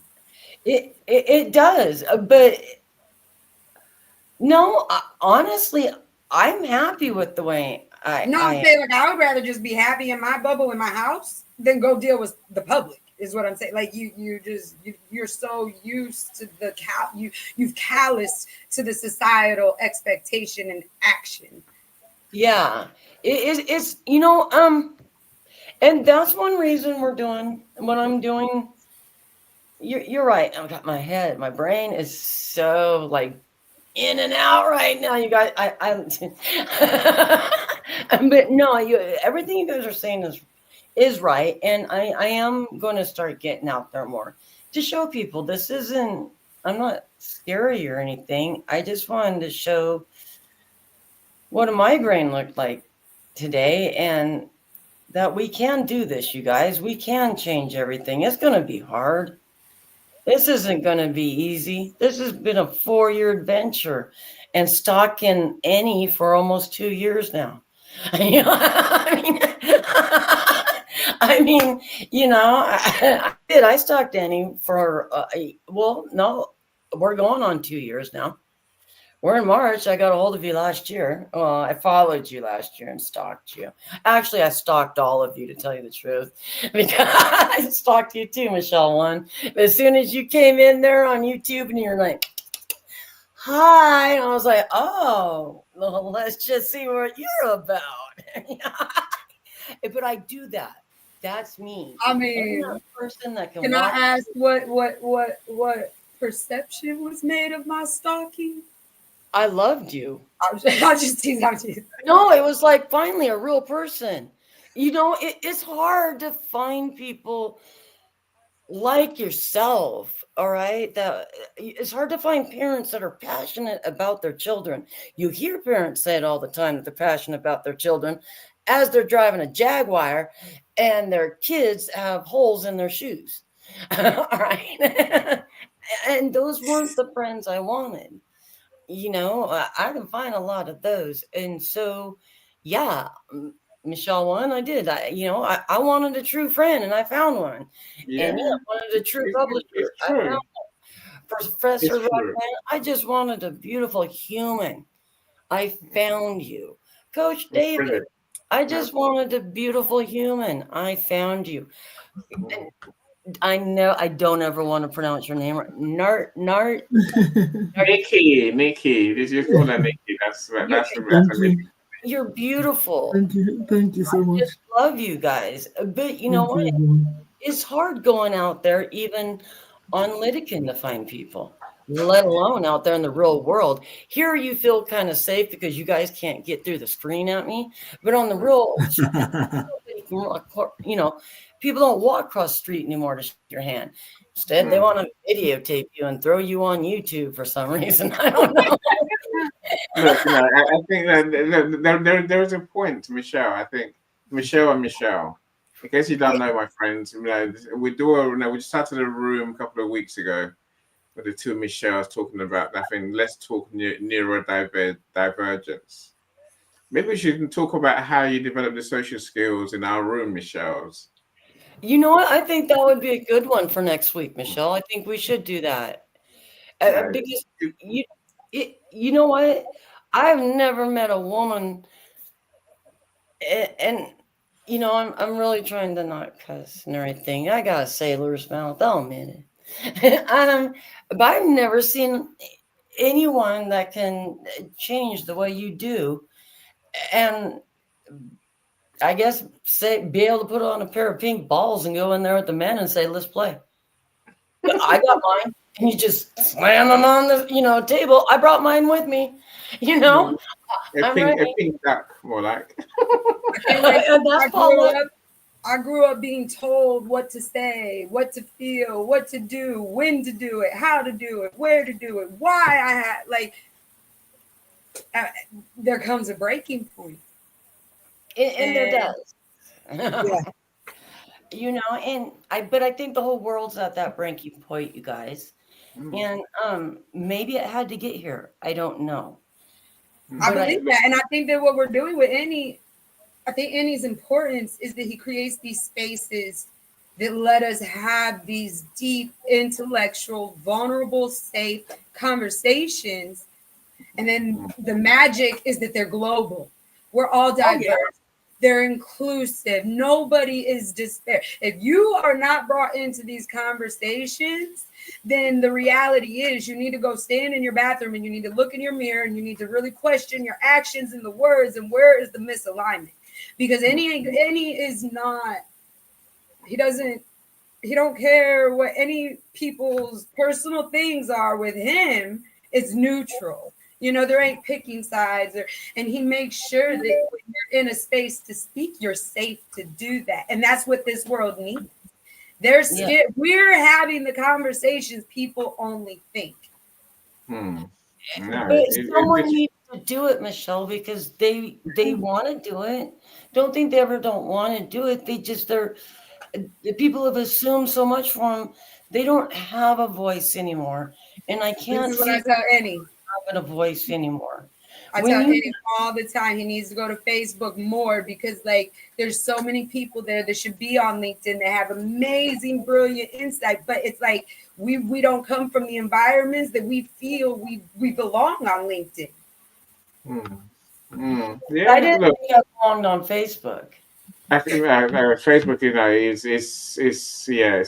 it's a different place. That's what I'll say. I'll say this though. It is thanks to people, all of you who do turn up and share.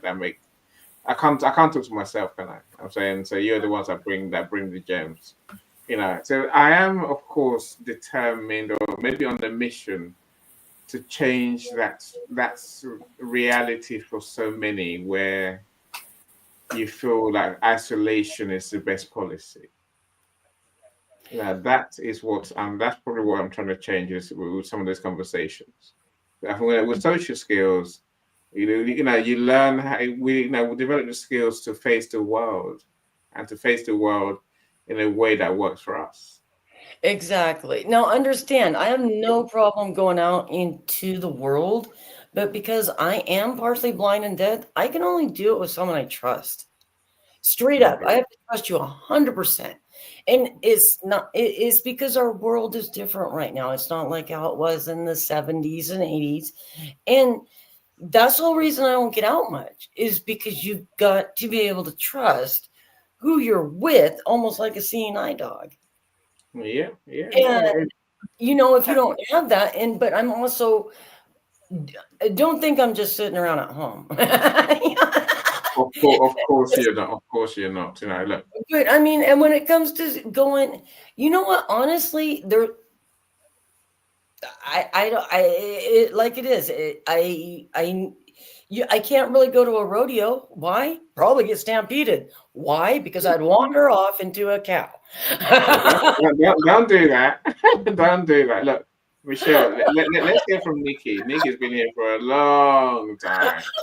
And then, when Nikki shares, then we can decide how we move forward. Nikki, thanks for coming back. I was and I was heartbroken when I saw you fall off the stage. I was like, ah. Wow.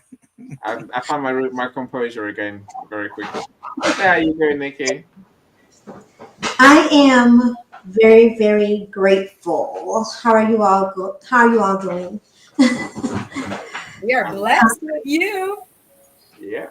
Now you know the feeling is mutual. Okay, that's not one-sided at all.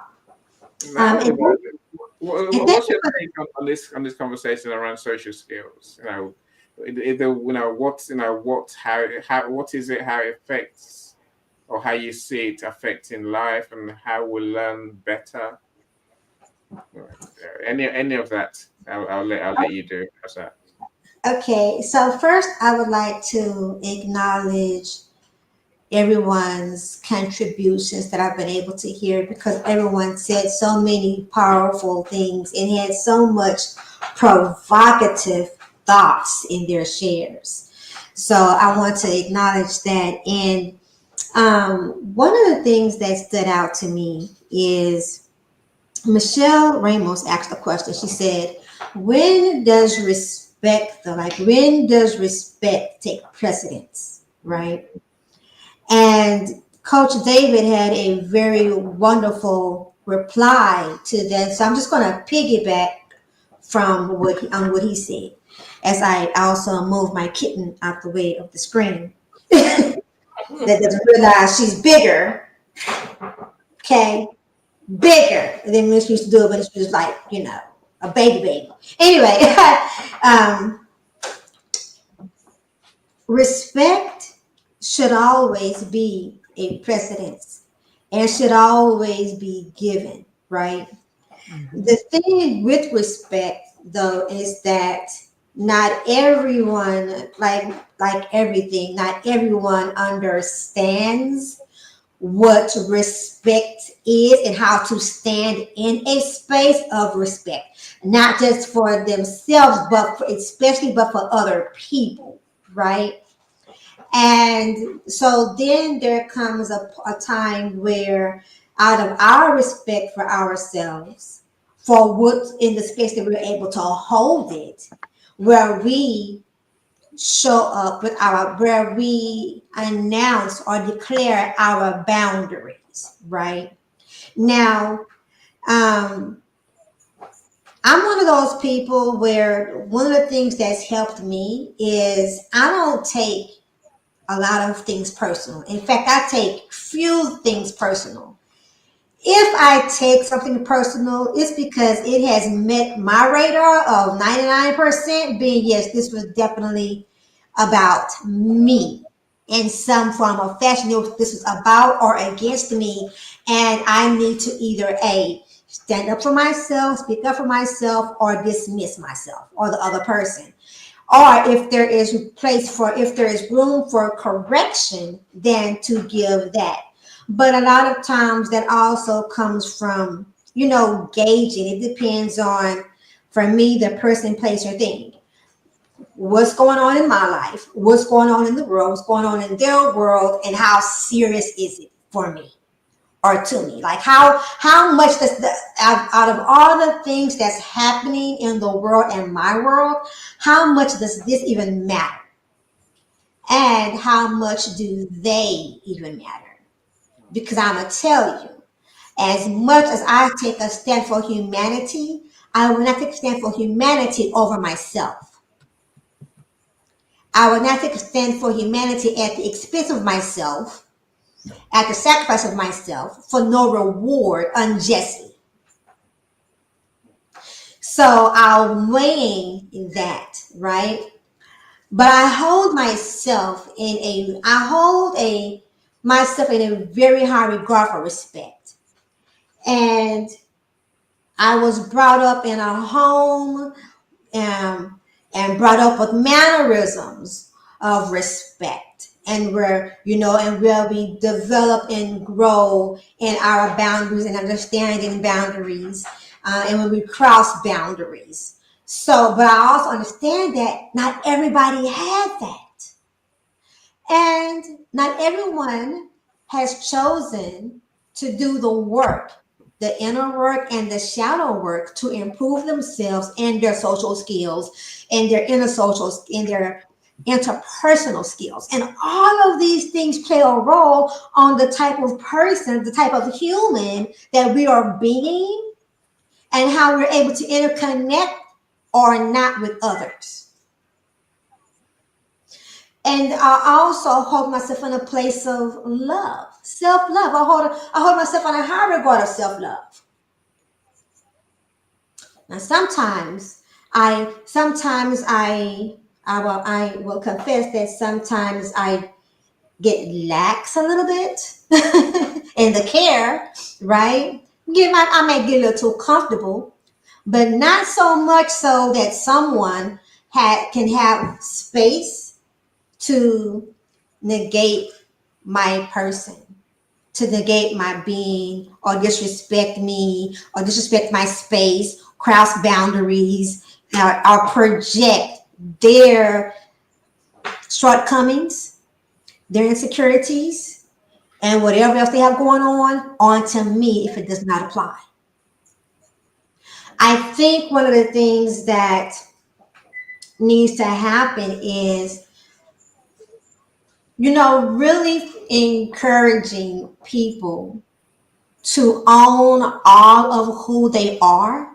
And Damien, I believe it was Damien that spoke on this in the response to Michelle Ramos's question in regards to when does respect take precedence.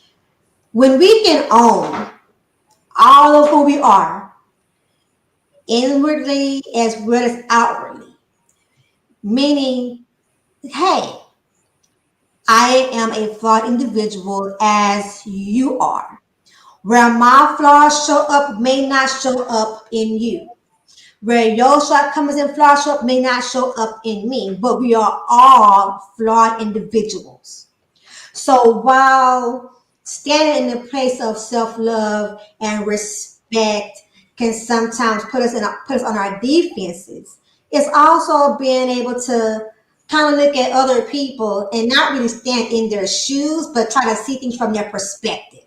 Like, if I know that we have different backgrounds, if I know that we have different upbringing, if I know that we have different education levels or different introductions to the world, different networks, then the way that we relate, we're just on there's different layers to this.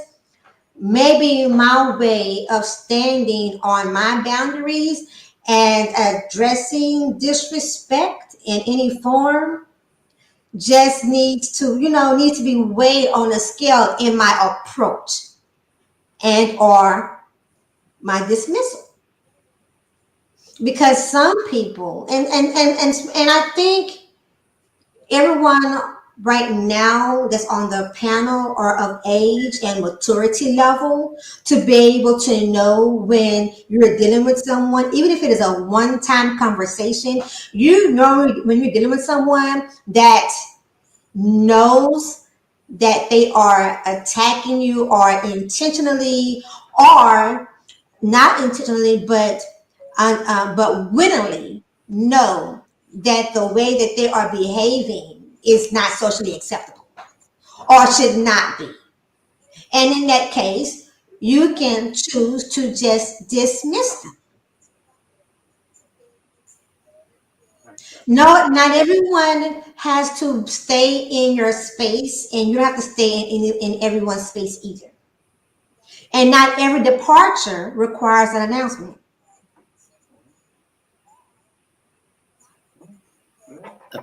I love you. I know we're connected, but everything you just said is, I really need to book something with you. He's amazing. Nikki, if I can I like that.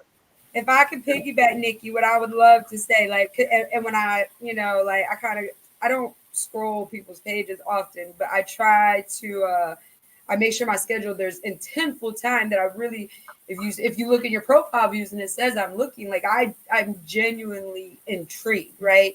And looking at your page, what I want to say, like what I love about your style and approach, you give space for that transition period that many will never speak of. And that is from when you're learning yourself and you're setting a boundary, people think that that is the work.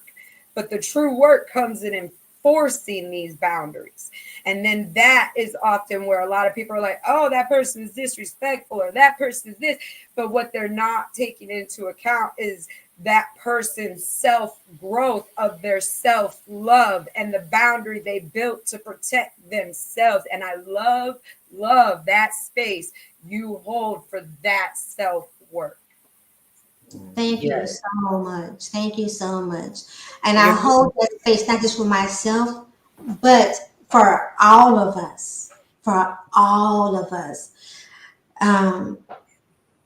We owe it to ourselves first to be a good human or a better human or the best human that we can be, even in owning our flaws, our good, our bad, and our ugly. And we all, and guess, you know what? We all have it. It's acknowledging what is that about you. I'll tell you, for me, like, I can be, sarcasm is my second language. Oh God, I love it. Quick-witted is my second language. I love it. Some people can handle it, some people cannot handle it, but I'm not trying to change it. My wordplay is always ever growing, right? And my wordplay can either be uplifting or it could be like a sledgehammer to your ego. It depends on who I am being and what's going on in my world today. And it also depends on who you're being, right? But either way, I have to own that, right? And for the people, because that's not something that is not something about me that I am trying to change. I'm not working on it. I'm not thinking about it. I'm not even pondering it. I embrace it. I accept it. It's one of the things that I absolutely love about me. So for those that cannot stand in that space, they can choose. I don't have to choose for them. They get to choose if they want to continue to be in my world and navigate with that and choose what days they can take me and what days they can't, or they can choose not to be, because that's not a thing. Out of all the things that I have, out of all the characteristics that I have, that's the one that probably is saving me from saving me and saving you. I like that. If you're British, you say sarcasm is that's just our language, and we're very good at sarcasm. We love to say something, mean something very hurtful, but most people don't understand what we're saying. But we like that. Now, Nikki, I would say this. I think knowing your boundaries is so important. Knowing where your lines are, where your red lines are. Like say, if someone comes at me, I'll normally look twice, right? I'll look twice, and if I see what I see that you are being rude, I will react, and I mean react deliberately. Maybe it's not. I'll respond aggressively. Yes. I'm bearing in mind what Coach David said rather than a while ago, which is to be wary that our response does not aggravate the situation in a way that we don't want. I know that if someone goes to me, I will react aggressively, usually, and rudely. But you have to work extra hard for that to happen. I think the word is accordingly. No. Sometimes I go over the top deliberately because I choose to. I But want it's to make my I point. know you, and I feel it's appropriate. I don't. I hear It's you. accordingly. I hear you. I hear you. Look, Michael, I'm going to come to you next, my friend. Let me welcome my friend Ty. Ty, what are you doing here? VR property guys. Now, I was in a room yesterday. Was it yesterday? Yeah, I think they're talking about buying property abroad. No, it was Monday. Stanley's Power Thinking event. He has a Monday event now, every so often, where people come and present. And Ty, I was going to tell him about the house we bought in DR, thanks to you. Ty's my good friend, Dominican Republic. I got a holiday just to go and see him. I have done for years. The only place I go, by the way. That's Ty. He's such a good friend. I'm so glad you're here, Ty. Welcome, welcome, welcome, welcome. Hopefully one day you get to meet him. And if you want to buy a property in Dominican Republic, you must talk to Ty for sure. And anyway, I'm happy, Ty, that you're here because it means that you didn't perish under that roof that fell down. I saw it in the news. A roof fell down on the nightclub somewhere. And it's like, is Ty there? I wonder. Anyway, we're coming back this year, Ty. Calm down. We're coming back this year. We are coming back for sure. You know, it's when, because we have so much to try and organize, and these events don't go away, right? Ty, thank you so much. Okay, you done this. I don't know, Santo Domingo. Okay, I don't know. They haven't said. They said it's in the capital. To me, that means Puerto Plata, but to them, it means Santo Domingo, right? Ignore me. And me and Ty could talk all day. Ty, join the conversation. Let's go to Michael. I'm so glad you're here, though. Let's talk to Michael. Michael, I'm glad you came back. Hey, what's up, Annie? How you doing? I'm all right, my friend. What's your take on this social skills? I need to drop off quickly. Thank you all. No, that's fine.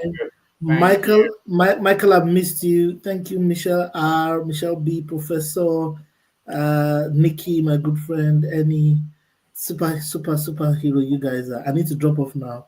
Love you, Coach David. Take care. You did not miss me as much as I miss you. Oh, brother. I'm sure we'll catch up. I need to drop off too, Annie, and I just want to thank Michael, Michelle, Ramos, Michelle, the other Michelle, Michelle B. Michelle B. Yes, I've already sent you a link. Thank you so much for all your shares. Thank you, everyone. I don't know who I'm not seeing very well. And thank you, Annie, for Nikki and then Michael, the other two that are here. Nikki, thank you so much for. Thank you, Professor. Your book is being done tonight. I had to do great. Thank you so much, Annie. You are doing wonders. That's why we talk about you. Thank you so much, Annie, for all you doing. Love you. Together. Thank you so much. Bye. I appreciate you. All right, bye. Thank you so much. Michael, we're with you now, my friend. Talk to us. Annie, I'll send you a link if you want the link to join. Just let me know. Michael, it's all yours. Talk to us. Okay, tell me something. What exactly have you guys been talking about? Because I came everything. Right. So the conversation is around social skills. How do we develop social skills? What is it? Is it important? How does it affect us in life? And how do we develop it more? All right. This is something that there's something interesting that happened to me today, and it started all the way in the morning, where I get phone calls from my ex, and she's asking for money. She wants to go to another location, basically move around. I was like, okay, I can send you this much, and that's it. And she keeps on asking me for more than I can actually deliver. And I said, I can't deliver that. I don't have the capacity to do that right now. And I keep on reiterating it to her while she's making all sorts of plans, sending me plans and deals like that. So I'm getting this information, and then she starts demanding for the promised cash. Which I did not promise. And I'm like, oh my God, what am I doing here? Where am I going with this? And seriously, it really got me upset because I'm going back to dealing with the same thing that I had dealt with before. And I'm saying to Senator, you have not changed. You think the world has to rotate around you. It does not. You cannot demand it to do things just because you you are who you are. It just doesn't happen that way, And I want to say that back to her, and I say, did you feel the same kind of thing when you went to see your mom and when you went to see your dad? Did you also demand the way you're demanding right now? Was there any connection? Uh, well, let's just say that things just went badly when she went back home, and it just ended up with her coming back. And I'm not so sure why she came back, because I was telling her being at home is much better. You need to recover from there. You need to rejuvenate, etc., etc. And that was the place where all things positive can happen. But no. She was adamant all things positive were not going to happen there, and she retaliated against everything that was being presented. What kind of DEI do you have to be, or what kind of emotional intelligence do you have to have in order to take this on, or to say, things are going to be all right, or, how do you cover this? So I ended up being pissed off. I'm still trying to get as calm as to keep my calm while she's doing all of this. And it's been like that the whole entire day, ramping up, going down, ramping up, going down, to the extent that I have to say, I'm getting these phone calls and saying, no, I do not want, and I'm thinking in my head, I don't want you to call me to tell me this. I'm in the middle of a meeting. I got to do this, making up all types of ridiculous excuses just because I do not want to have a conversation. Because I know where it's headed and I do not want to explode. I hear you. I love you. I love the fact that you always bring a real thing for us to deal with, Michael. Like Ty says, block your ex and move forward. That's a bit harsh. A bit harsh. It depends what your relationship is, I suppose, Michael. Here's now. If anyone else have a response for Michael, I'm gonna just jump in and agree with your friend real quick. And unless there's a child involved, yeah, that's what I'm thinking. Yes, run. No, there is a child involved. If there's a child involved, then absolutely there has to find another route. But if someone's in that situation with no children involved, that's like a million red flags. Go to therapy. You both need therapy to raise that child. Think of that child instead of both of you thinking of yourselves. Who does that? No, you ask her. Nothing. No, you tell her you want money. If you want money, guess what we're going to do? We're going to go to therapy to learn how to raise this child since we're not together anymore. And you keep thinking I need to give you more money. Well, we're going to go to therapy so we can do this and raise this child. And that's the way it's going to be. Or you need to go find someone else that's got more money than me and have another kid and get married. It's that simple. Let me say this one thing about social skills. You don't demand or pressurize. What you do is influence and persuade, as Coach David said earlier. I was just going to say, like, when a child's involved, a lot of people go into that mindset of, oh, it's 18 years. But the reality is this is the rest of your life. Yeah. Even after they turn 18, there's going to be milestones. There may be weddings. There may be grandchildren. There may be so many things that bring family units together. And people, it's my situation of family estrangement with no contact, no reconciliation. That is extremely rare.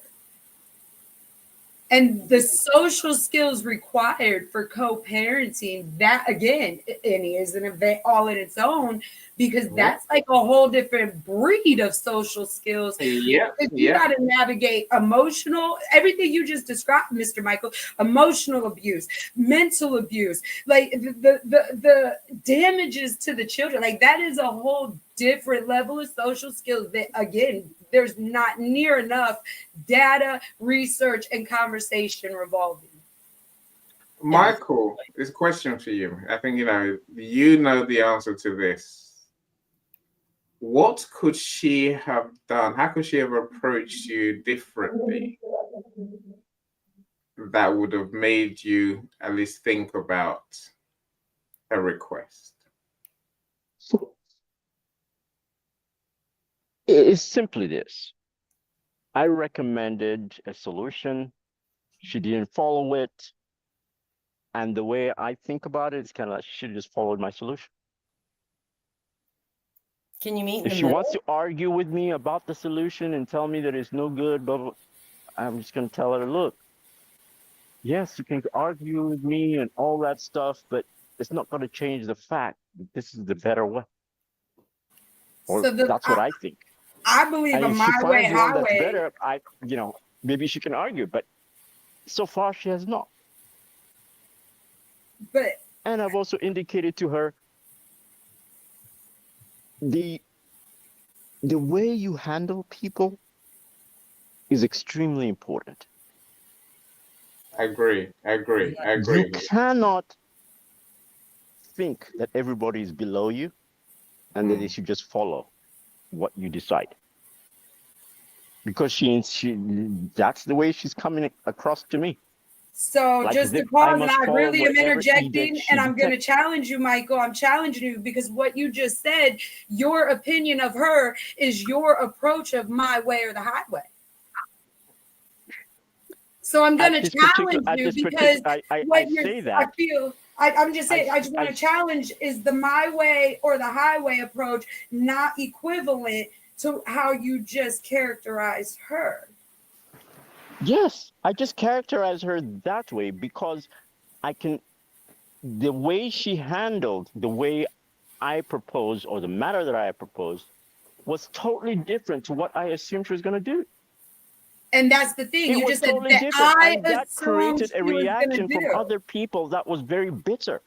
So And your she quote, involved other people that your quote is, all I these assume. advantages or doors that she had available for her that were open just got shut. And So I couldn't do anything because it's like, it's all her. This is all you. This is all you. It's in your department. Just You're the my woman insight. supposed to have sensitivity and supposed to have all these abilities to navigate communication, etc., etc. That's a woman is what's all about. How can they go crazy? Michael, calm down. Michael, calm down. Calm down for a second. Calm down. All right, calm down. You went in expecting her to do one thing and she did another. And that's what we were talking about earlier, is that when you go in with an expectation, you are almost setting yourself up for disappointment. If you guys could have done a no my way plan and there could have been meeting in the middle. Yeah, social skills. They can't be my way or the highway. Nikki, I saw you on mute. Please feel free. So I was actually agreeing with Michelle about the when you show up with expectations, you are setting yourself up for a disappointment. And a lot of times, now I missed some of what was happening because I stepped away. And while I'm trying to prepare some tea for relaxation, I started hearing rah, rah, rah, rah, rah, rah.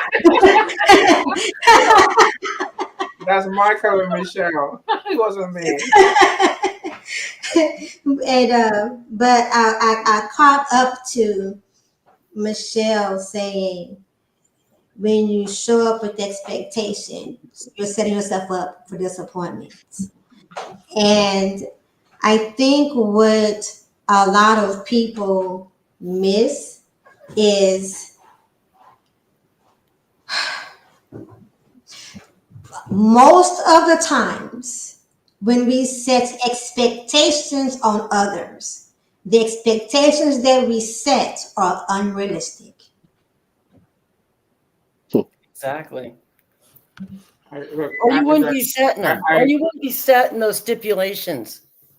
You want to do it your way. You can't do that. You My got to meet friends, it 50% because you guys have a kid. I agree. You have to meet halfway somewhere, right? I mean, you You know, can do it, but you're just going to it's not keep hold having on. these revolving cycles if you continue in that behavior with Yeah. those social skills. So just you're in that revolving door of repetition that you don't want. See, what we need is simply to develop the skills to foster collaboration and cooperation, because you must work together for the sake of the child. No, she Guess doesn't what? have any Oh, skills. oh, That's- Psychologically, I'm not gonna shoot let her me yet. let I'm me just I'm introduce this to saying you. I'm Let me giving introduce this you to my you. I'm giving you my recipe, Michael, right? Go ahead. And your relationship needs to be built on trust, Yes. mutual respect, and that thing called communication. When I asked you what could she have done differently, you know, if I was talking to her, now I would say simply, you need to develop better communication skills and to find a way of talking to Michael that involves listening to what he thinks as much as you talking, but more listening than you talking, right? That's number one. You know, make a list, Michael, if you want to, if you care to, right? I'd love to make a list, but then Team I have to get over replay. the fear. Hold on. Yeah, team replays, that is true. Effective I've got to communication. get over the fear. No, look, Because let me tell you how people get I'll over tell the you fear. why. Let me tell you why. Because I literally fear her. I do not want to be in the same room as her. I just talked about building trust and your relationship. You know, without that, you're gonna have to keep having these dramas every time. I'm saying you can't. I have to get to that point where I can actually think of saying I can trust this person. I can't. I'm having difficulty getting to that point. Go, Nikki. Can I say something? It honestly Hold on. Let's hear from Nikki. With her, it's like me arguing with my mom. Don't do that. Mom. You're never gonna win. Don't do that. And that's how I've ended up. You know, I say, okay, she's just acting like my mom, because the way I feel is the way I felt with my stepmom. At some point. Hold on. Many points in my life. Hold on, Michael. Hold on. Let's hear from Nikki.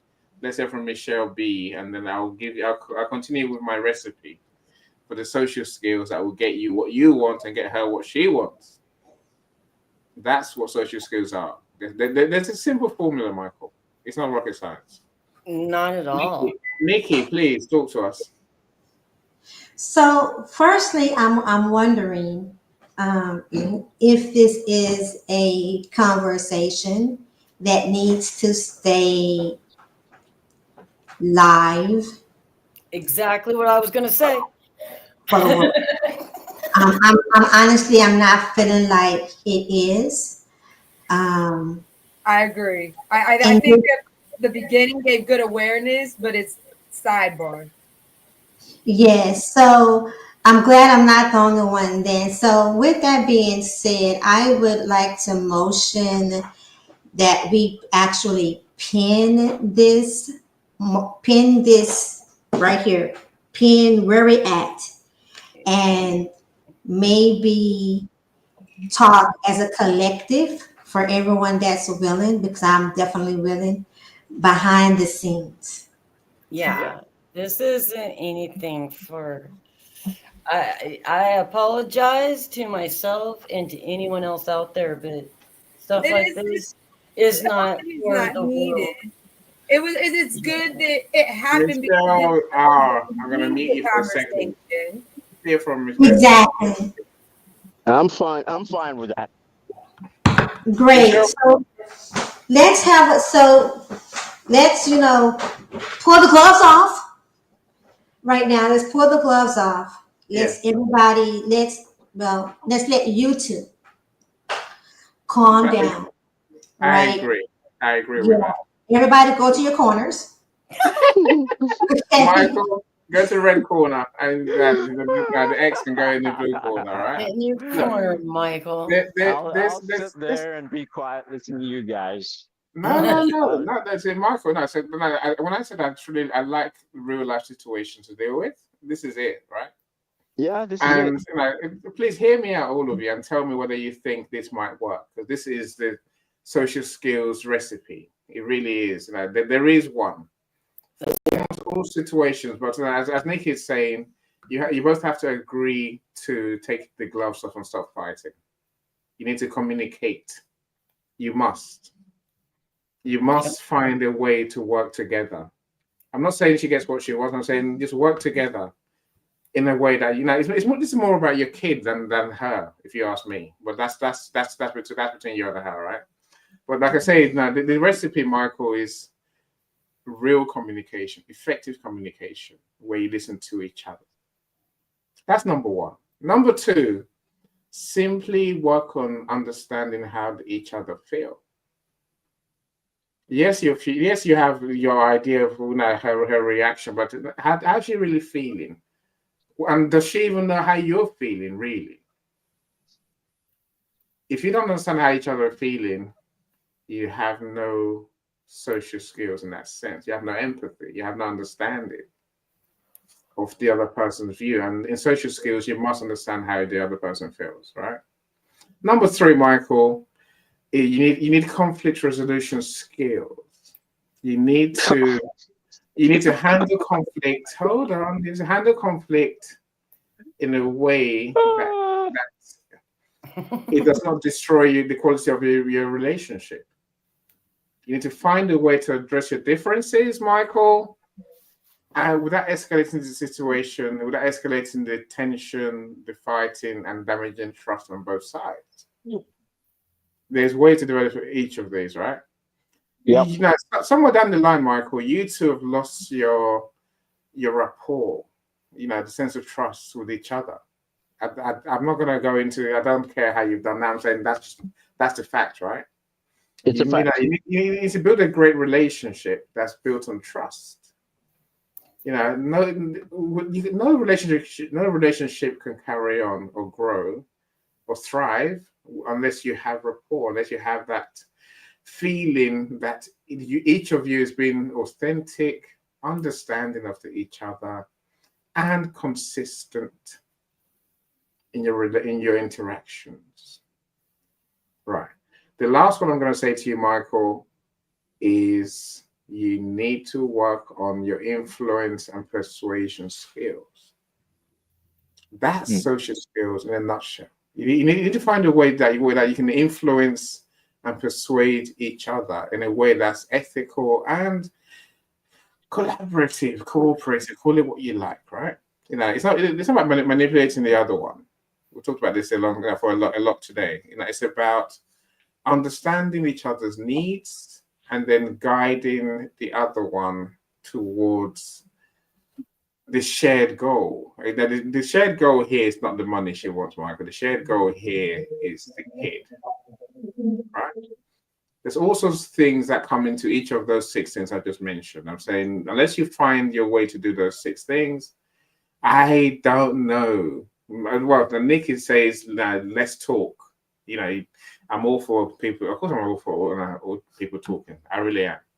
Talk. Find a way to truly move beyond just reacting to actually working out what you want, working out what she wants, and then finding that middle ground. But it's based on communicating, Michael. Yeah. Yep. I guess I carry too much baggage in order to be able to stop myself from doing that. I guess I got to get rid of that baggage first. Yeah, I'm not going to stand here and say it's you, because I don't know you. I don't know you. I don't know her. I don't know your relationship. I'm saying, but if I was talking to her, I'd say exactly the same thing I just said to you. Yeah, exactly the same 6 things. Go and do those 6 things, and you suddenly find that you have a conversation, a real communication going on, which will help you to get nearer to getting what you want, and her to getting nearer to what she wants. That's the only way you're going to find peace in this situation, surely. And this is the same with any social situation. Win-win is the game that we're playing. Michelle, I'm sure wondering why now. Given that we didn't practice the win, what's the game we're playing? Conversation. But this is the game you're playing. You have, you both have to win somehow. And that win is not material thing. That win is on an emotional and psychological level. I'll try that. We'll see how that goes. Good luck. And do meet with Nikki. So I'll leave the StreamYard open. You lot can talk away. I probably gotta get some food to eat. Not sure if Michelle's want to join, by all means. Michelle B, talk to us. You know what? I had a very easy divorce. You make it what you want to, but we wanted a divorce. It doesn't sound like she really does, or that she has the tools to go forward on her own. So she does. I mean, I see that too, and I can understand that. And that's got to suck for her, if you think about it, Michael, because she's got to come and kind of beg you, if you think about it. And she's obviously lonely. You guys have a kid, and that's hard. And you got to put both of your life to the side and honestly say, our lives don't matter. That little one right there does. And that's what we had to do. And at no point, even he will tell you, she doesn't bother me, I don't bother her, Yes. We don't even have to talk, actually. He will, when our daughter was younger, when she was the last one here, and he would fly back into the States, he'd be like, hey, I'm in the States. And that's all he would have to say. It wouldn't be hello or anything like that. We didn't need that. And he would already have a plane ticket paid for and ready for her at the airport. And I would just automatically take her there, and she would go to the East Coast. It was always easy peasy. But I mean, we had to come to an understanding, and especially, I hate to say this, me, because women, we all have hormones, and when we get hurt, we want to hurt the person we love, not anyone else, only the person we love. And that's what we do.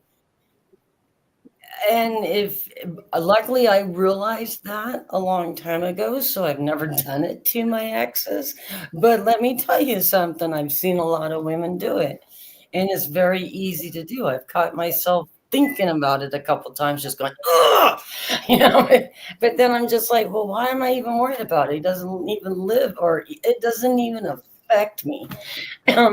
And when it came to money, honestly, I know everyone's about child support and everything like that, but he needed to build his life, and I needed to build my life.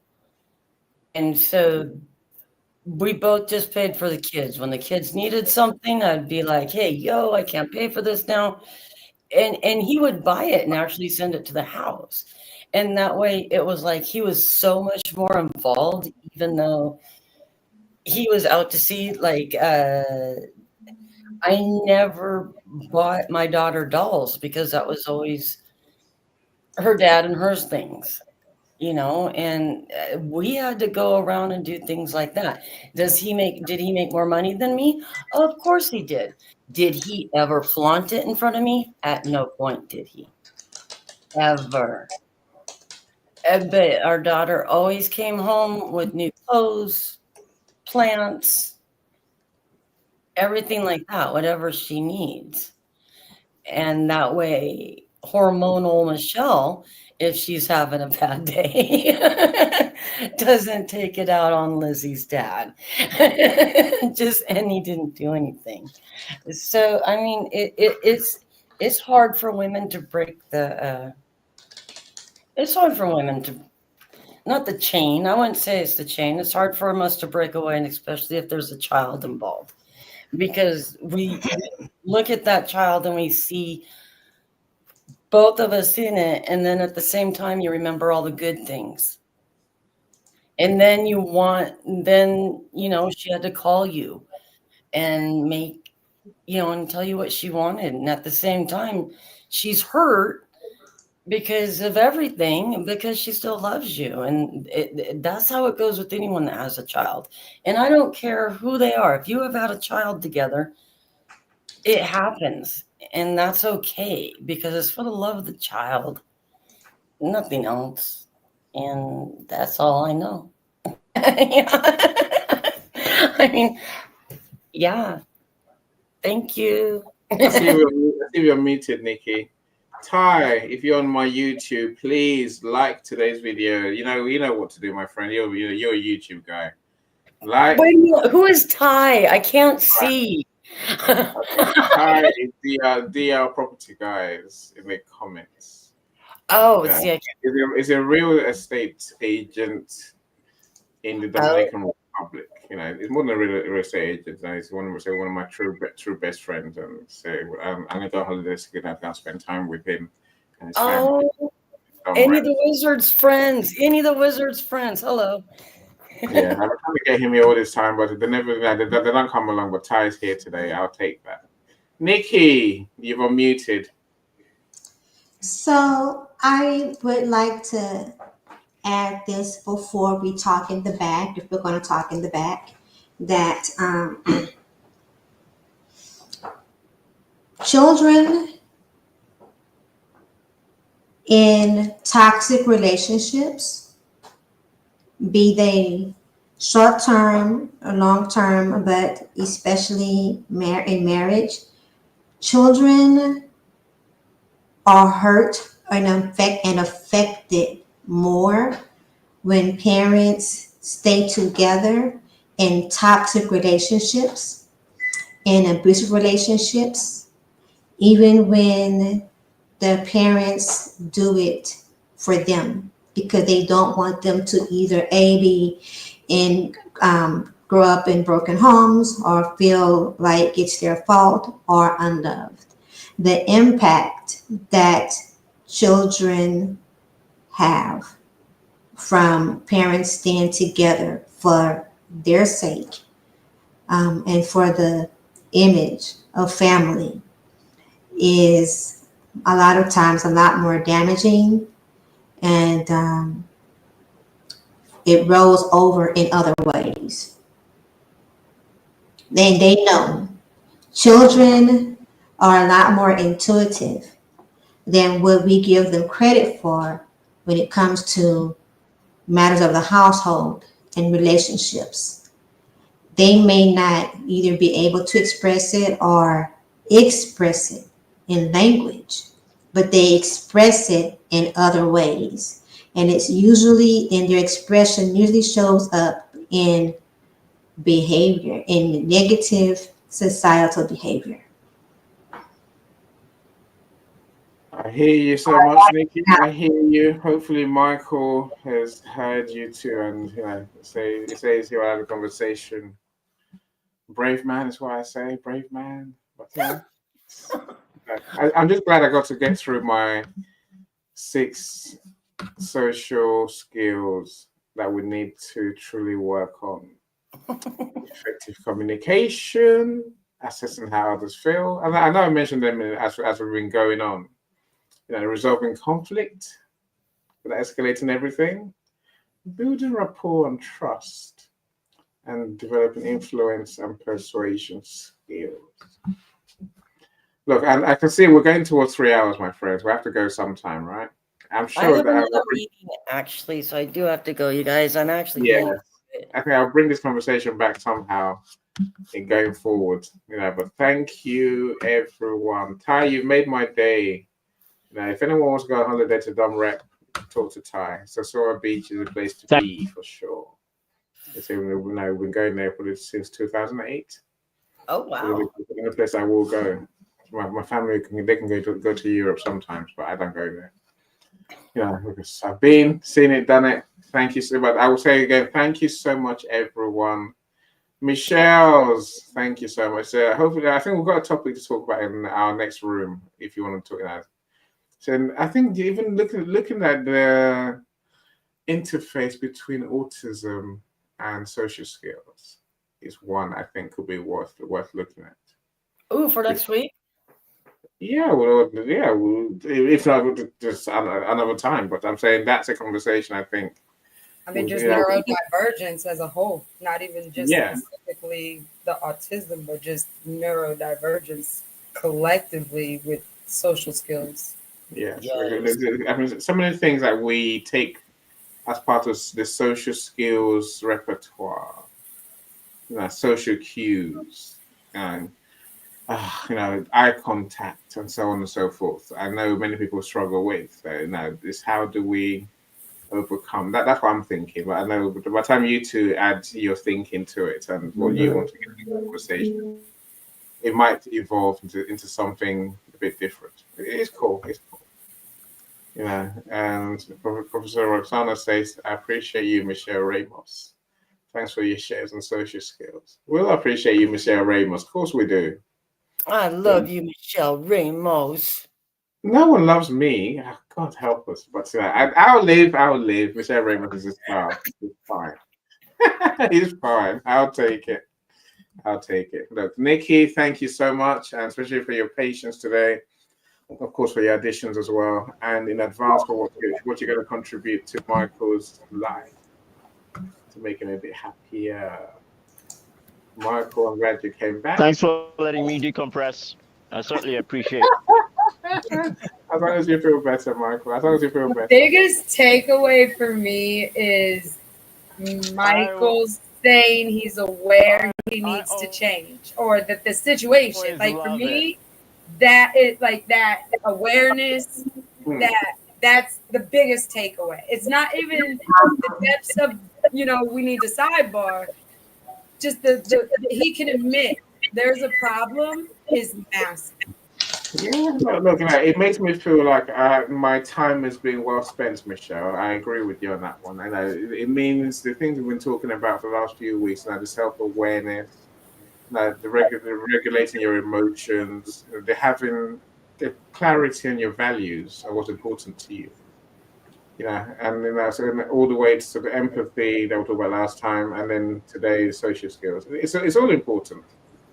And I don't expect anyone to suddenly become a different person tomorrow. But what we can do is begin to explore those areas, and acknowledge them as important in who we are and how we behave, and then learn what we can to improve in each of those areas. That's what I've done with this series, really.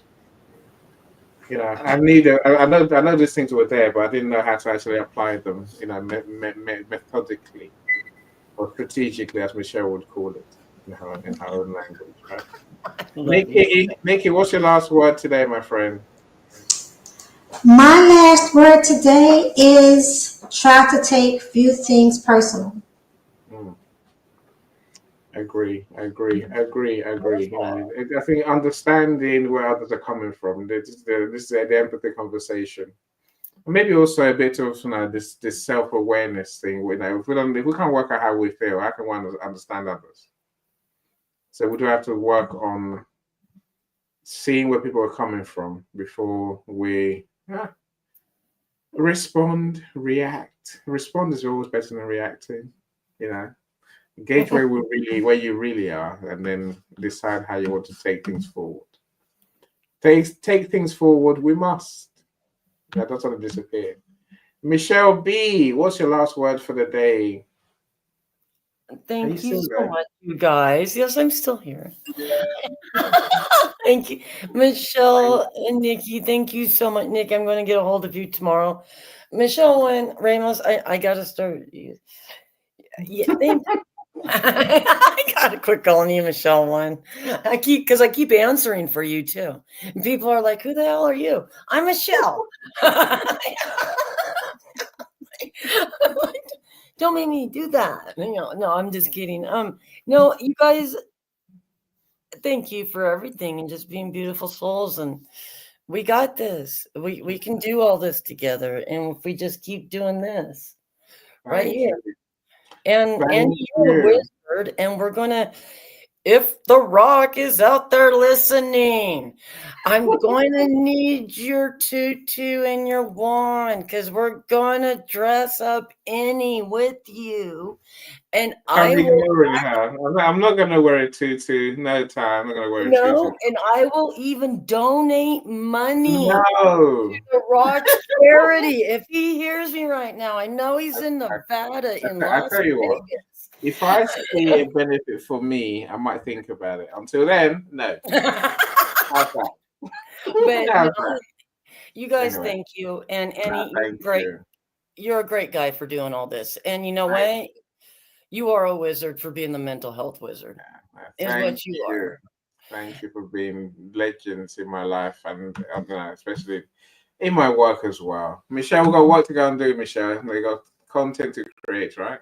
I got Oh, meet the client, so don't shrug your shoulders. You got work to do. Anyway, we'll talk later. Bye, everyone. Have Bye, a 2 you weeks guys. time. Love you. Thank you. I probably want to talk about this e-language, e-body language in 2 weeks time. I'm fascinated by what it is. So bye, everyone. Bye, everyone. Bye. Bye. Every step forward is a new beat to your drama. She's success with global.media.com and celebrate it with or without champagne or rum. She's success with global.media.com.